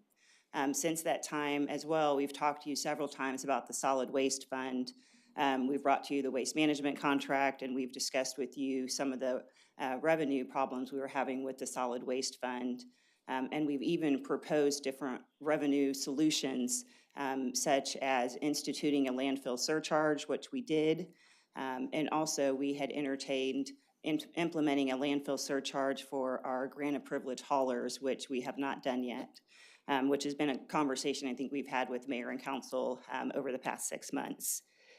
Today, as we're starting to plan for the fiscal year 23 budget, Cody's going to dig in and provide a good overview, kind of a history on the solid waste, stormwater, environmental funds, but really digging into the environmental fund and posing some policy questions that city staff will spend the summer kind of grappling over and reviewing and determining what is the best way for us to handle some of the environmental fund, or I'm sorry, solid waste fund expenses such as illegal dumping, litter, street sweeping, and the enforcement that goes along with that. So again, Cody will provide an overview, and then staff will spend this summer grappling some of the policy questions that we'll share with you, with the intention of being back with the city manager's introduced budget with potential solutions. Thank you. Thank you, Valerie. Yes, thank you, Val, and good afternoon, everyone. So it's my privilege to offer some updates on the Environmental Protection Fund, or the Environmental Fund as we typically refer to it. And as we move into today's conversation, really wanted to focus in on kind of three key areas. So first is just a comparison of the three funds that Valerie mentioned: environmental, solid waste, and the stormwater utility fund. And then we'll dig a little deeper on the environmental fund itself. And finally, give you a little sneak peek to some of the policy conversations we're currently having as we work to find a better way to sustain and expand our litter and illegal dumping programs, and also some of those other environmental programs as well. So here on this slide, you also have a packet with you at your table if you want to see some of the more detailed elements. But here we've taken each of these three funds and tried to break out some of the key elements. So you see solid waste, environmental, and the stormwater utility. And in the far left, you see the original intent of those funds. And then in the center, of course, you see what the current use of those funds are. So just a real quick, on the far right, you can see that the Solid Waste Fund was established in 1982. Just pointing out that the Solid Waste Fund is really established to collect and dispose of our garbage. But over time, over several decades, we've added in different program expenses to the Solid Waste Fund. That includes recycling, bulk collection, the Environmental Collection Center, drop-off stations, mulching, and the list goes on to even include litter abatement, illegal dumping, homeless camp cleanup, street sweeping, and pedestrian trash, among others. But if you look at the Environmental Fund and the Stormwater Utility Fund, those uses have remained pretty consistent. Environmental Fund used for maintaining our compliance with environmental regulations and disposal of environmental hazards. And then of course, for the Stormwater Utility Fund, focusing on our drainage system and drainage system management. So continuing that triad, if you look in the far left, you can see these are the fee increases that have occurred with each of these funds. So on the far left, you see the Environmental Fund, established in 1995, has not had any changes in the last 27 years. Solid Waste Fund, as we've added on with additional programs, we have had several changes to that fund over the years with 15 rate changes over 37 years. And then moving into the Stormwater Utility, as Valerie mentioned, with the most recent change in 2022, we've had 5 rate changes in the last 15 years. So digging a little deeper on just the Environmental Fund, you may ask yourself, what are those rates that residents and ratepayers are currently paying? So if you live in a single family home or in an apartment unit, you're paying 50 cents a month on your water bill for that to be collected. In terms of commercial accounts, that's $10 a month. Industrial accounts, $35 a month. And for those nonprofit or municipal facilities, everyone is paying the Environmental Fund, and that is at 75 cents per month. You can see, based on our most recent accounts from the Water Department, you can see that brings in about $5 million annually for this fund. Now then, going back to how that compares to those other two funds, you can see across the top, environmental, solid waste, and the stormwater utility. The year in parentheses next to those is the last time that a utility rate increase was made. And you can see compare the revenues for each of those funds. So $5 million for environmental, $72.6 million for solid waste, and around $50 million for stormwater each year.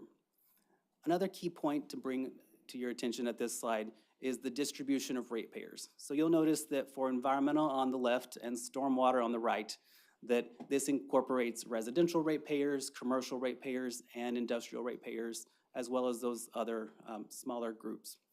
But you'll also notice if you look at the solid waste pie chart, you'll see that the majority of the ratepayers for solid waste is really just our residential ratepayers. So you're not seeing a lot of our commercial or industrial accounts paying into our solid waste for the way that we've structured solid waste management in Fort Worth.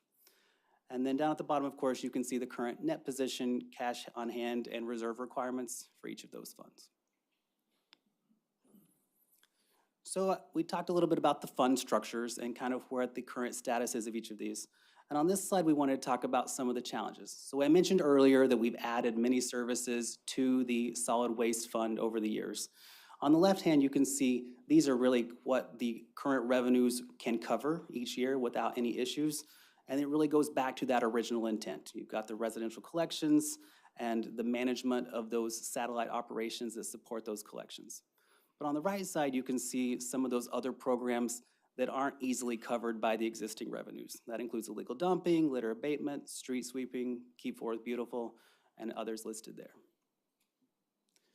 So as we structured this conversation to move into planning for FY 2023's budget, we wanted to really go back to the basis of what some of our goals are for the Environmental Protection Fund. We wanted to make sure that we have a solvent, sustainable fund to maintain integrity moving forward. We want to make sure that we have sufficient resources for that baseline core requirement for compliance with environmental laws. We want to, of course, make sure that we have enough funding for existing and future environmental capital projects. We also want to make sure that we're considering service alignment.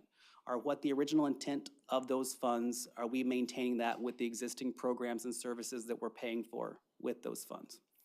And then we also wanted to consider the equitability and the proportionality of those funds. So what ratepayers are paying into those funds? I mentioned a minute ago, I mentioned that residential ratepayers were the predominant ratepayer for the solid waste fund, but the environmental and solid waste funds incorporate all those other ratepayers.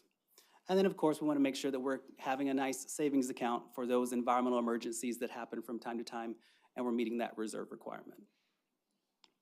So just as a quick reminder of, and this is pretty detailed, so you may want to look at the packet in front of you, but we wanted to offer a quick reminder. I could not be more complimentary of our staff, and we've worked with many of your districts for some very challenging environmental projects and some that aren't quite so challenging. But this is just a really good review of all of the different components of air quality, water quality, land quality, hazardous materials management, and litter and illegal dumping that we work operationally to control.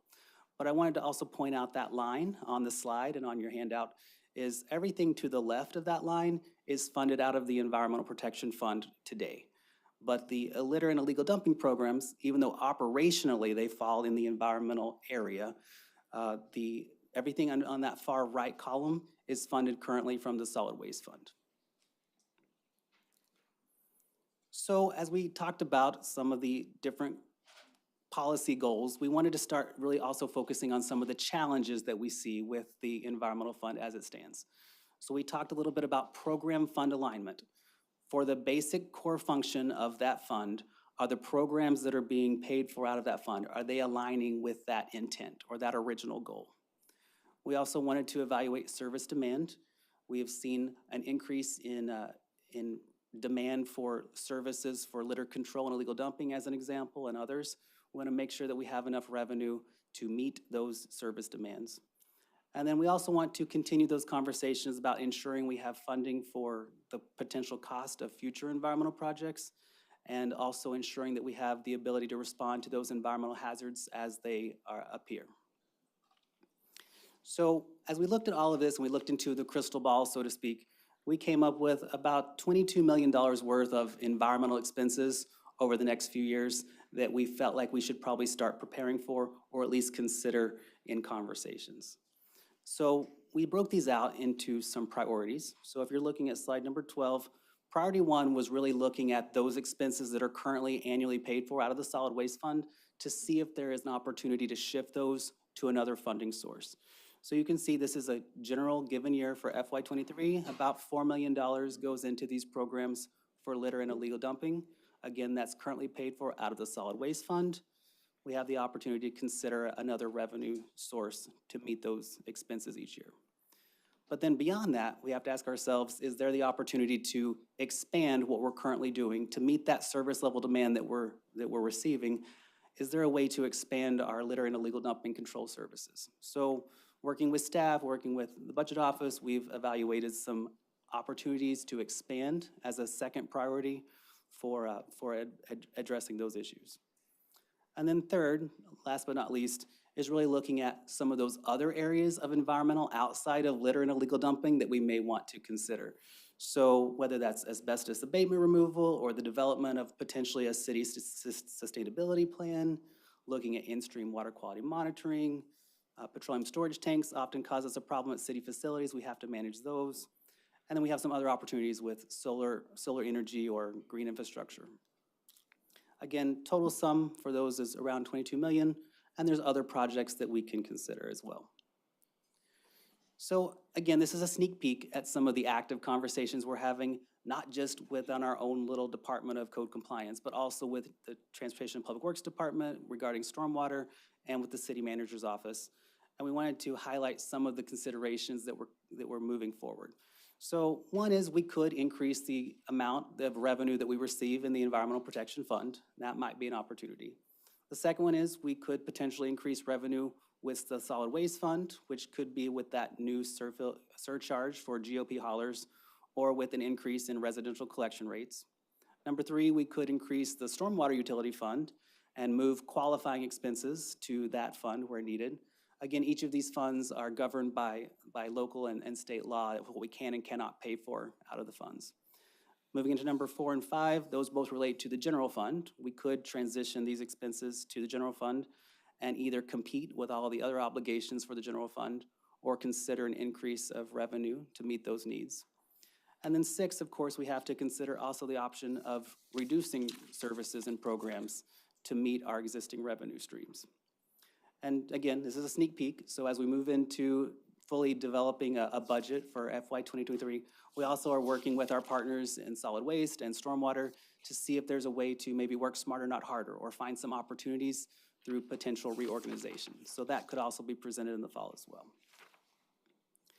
So just as a recap and a kind of a summary, whenever we really look at all of the details here, we wanted to focus in on some potential policy goals. We really feel like there is an opportunity to distribute current litter and illegal dumping costs more equitably among all ratepayers. We also feel like there's an opportunity to reduce the expenses of about $4.4 million of existing litter and illegal dumping expenses off of the solid waste fund. And then we also have the opportunity to increase revenue to expand beyond what we're currently doing with litter and illegal dumping and address some of those other environmental service capacity as well. So in closing, here's some of our next steps of what we hope to do. Today, of course, is this briefing, and we'll be interested in all of your questions and feedback. And then over the summer, we're going to continue to evaluate each of these funds and all of the policies that I've sort of presented today. And then on August 9th, with the city manager's recommendation, we're going to move forward with that as a part of that FY23 budget. So you may see some of this come to fruition at that time as a recommendation. And then we'll consider from that point on to the end of the fiscal year, any changes to that. So with that, I'll be happy to answer any questions or take any feedback. First Carlos, then Elizabeth. Cody, thanks for the update. I was just looking through the presentation, and I see at least part of what I'm looking for here, because I was going to ask for some, maybe some plotted historical data or tabulated data to see what changes we've had in the past years, but I see that in a few slides you have some of that there already. Pertaining to the solid waste fund, is it possible to get a little more historical data? Absolutely. From that? I know that there wasn't, according to slide 4, wasn't a whole lot of change in the environmental fund for several years. So, I mean, that in part kind of answers my question, but I'd like to get a little more fidelity out of the solid waste fund and just, back out some historical trends. And then ask you generally, has staff gotten very much feedback from the private sector in terms of any proposed impacts to fees? So this is very much the start of the conversation. We want to bring it to all of you first. But as we move forward with the conversations, including those stakeholders and those representatives from those different core sectors is very important to get that feedback. Okay, just as long as that's occurring. Thank you. Elizabeth. On slide, what page is this? 6. It's the pie charts of the different funds and how they're broken down. And so, I'm assuming solid waste, when you look at it, that's because the way our solid waste is structured, our residents pay, our commercial contract out with private industry. So with respect to the environmental fund, we see the residential, commercial, and industrial breakdown. When it comes to the dollars that we're spending out of that fund or the cost associated with residential, commercial versus industrial, or the money we are receiving, are they in alignment with the cost breakdown of what those particular entities are costing us or what we're spending on those or programs related to those particular entities? Absolutely. So whenever we look at those commercial and industrial facilities, we can anticipate that they may cause more pollution or emit certain things. So we have structured that rate accordingly, we believe. But remember that everyone benefits from a clean environment. So we're trying to balance out all of those issues. Cody, looks like you're the man of the hour. No other questions or anything? All right, well, thank you for your time. I appreciate it. Brandon? Oh, that was way too more. Your leadership shows. Thank you so much. Next on the agenda that we have for today is City Council request for future agenda items or reports. Michael, are you just making eyes at me or do you have something? Okay. Elizabeth? I have three. The first one is I would like a report from PD on their policy as it relates to runaway children. We recently, on Sunday, we received an email notification about a 10-year-old child that was missing, and the update stated they have discontinued looking for the 10-year-old child. The subject has had a history of running away before. There will be no other further updates regarding this incident. And I don't know if that's the best practice in our city, so I'd like to know what our policy is, what's considered habitual, and if any mental health or other extenuating circumstances are part of that calculation of when we stop looking for a 10-year-old child who has run away. So I'd like to see that forthcoming. Second, and I want to place a priority on this, William, I see in the audience.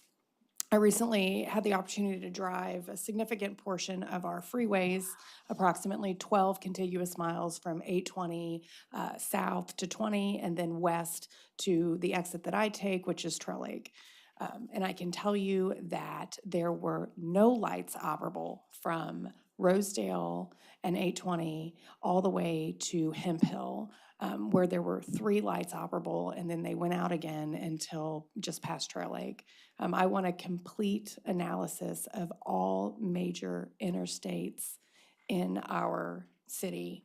I want to know how many lights or how many sections, what the total percentage of lights out are.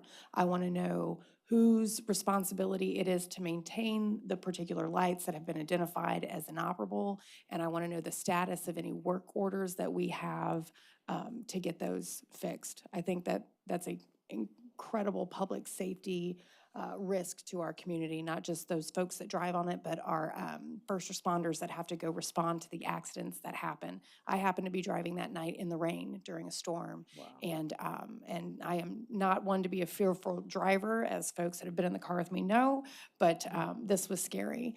And so I want to make sure that we're prioritizing that. And then I also want to know what our policy is for how we prioritize streetlight repairs, whether it's a single streetlight or a string of streetlights, and whether the location is analyzed for high level of pedestrian traffic, so that we can make sure we're keeping all our folks safe. And then the third and final, again for TPW, I want to talk about stormwater. I asked fire to pull a heat map for me of the high water rescues that we've had in the past 3 years. And I can tell you that they are generally located in the central city, where we know we have stormwater issues because development occurred before we had our standards in place. That's an economic development issue, and it's a safety issue. So I'd like to know what percentage of our city has our citywide flood risk map that we have identified. I would like to know for, I think we do it, do we do 3? I'm looking at you, Greg. Do we do 3-year events and 5-year events, or is it 5, 10? Oh, okay, so we don't capture 5-year data on GIS. All right, so then I guess we're doing 100. And I want to know what percentage of the city falls into a developed area, falls into a flood risk for 100-year. I also want that broken down for what the percentage of our MMAs and what percentage of that is MMAs and SMMAs. And then any vacant land that that is located within those, because obviously those become undevelopable. So thank you. Thank you. Any other future? Chris? Yes, I want to welcome the communication guy here. And I also want to ask him, one of the first tasks I'm asking for Facebook Live, as for our work session meetings and our city council meetings. So we really want to, for so many years, we've been Facebook Live, and all of a sudden, the equipment is not allowing us to do that. So I want us to get back on Facebook. A lot of our constituents watched it that way, and they interacted with the city of Fort Worth. And so, I tried, my arm got tired today, but I did as long as I could. well, I'm holding your arm up. Okay. We're assisting, please. I didn't know Greg was here. Greg, are you going to my part of town shortly? Okay. Tomorrow, okay. My future agenda item is one that I've shared before, and it's just very sad to think about the heavy rains that came in 2018, and I had 4 lives lost.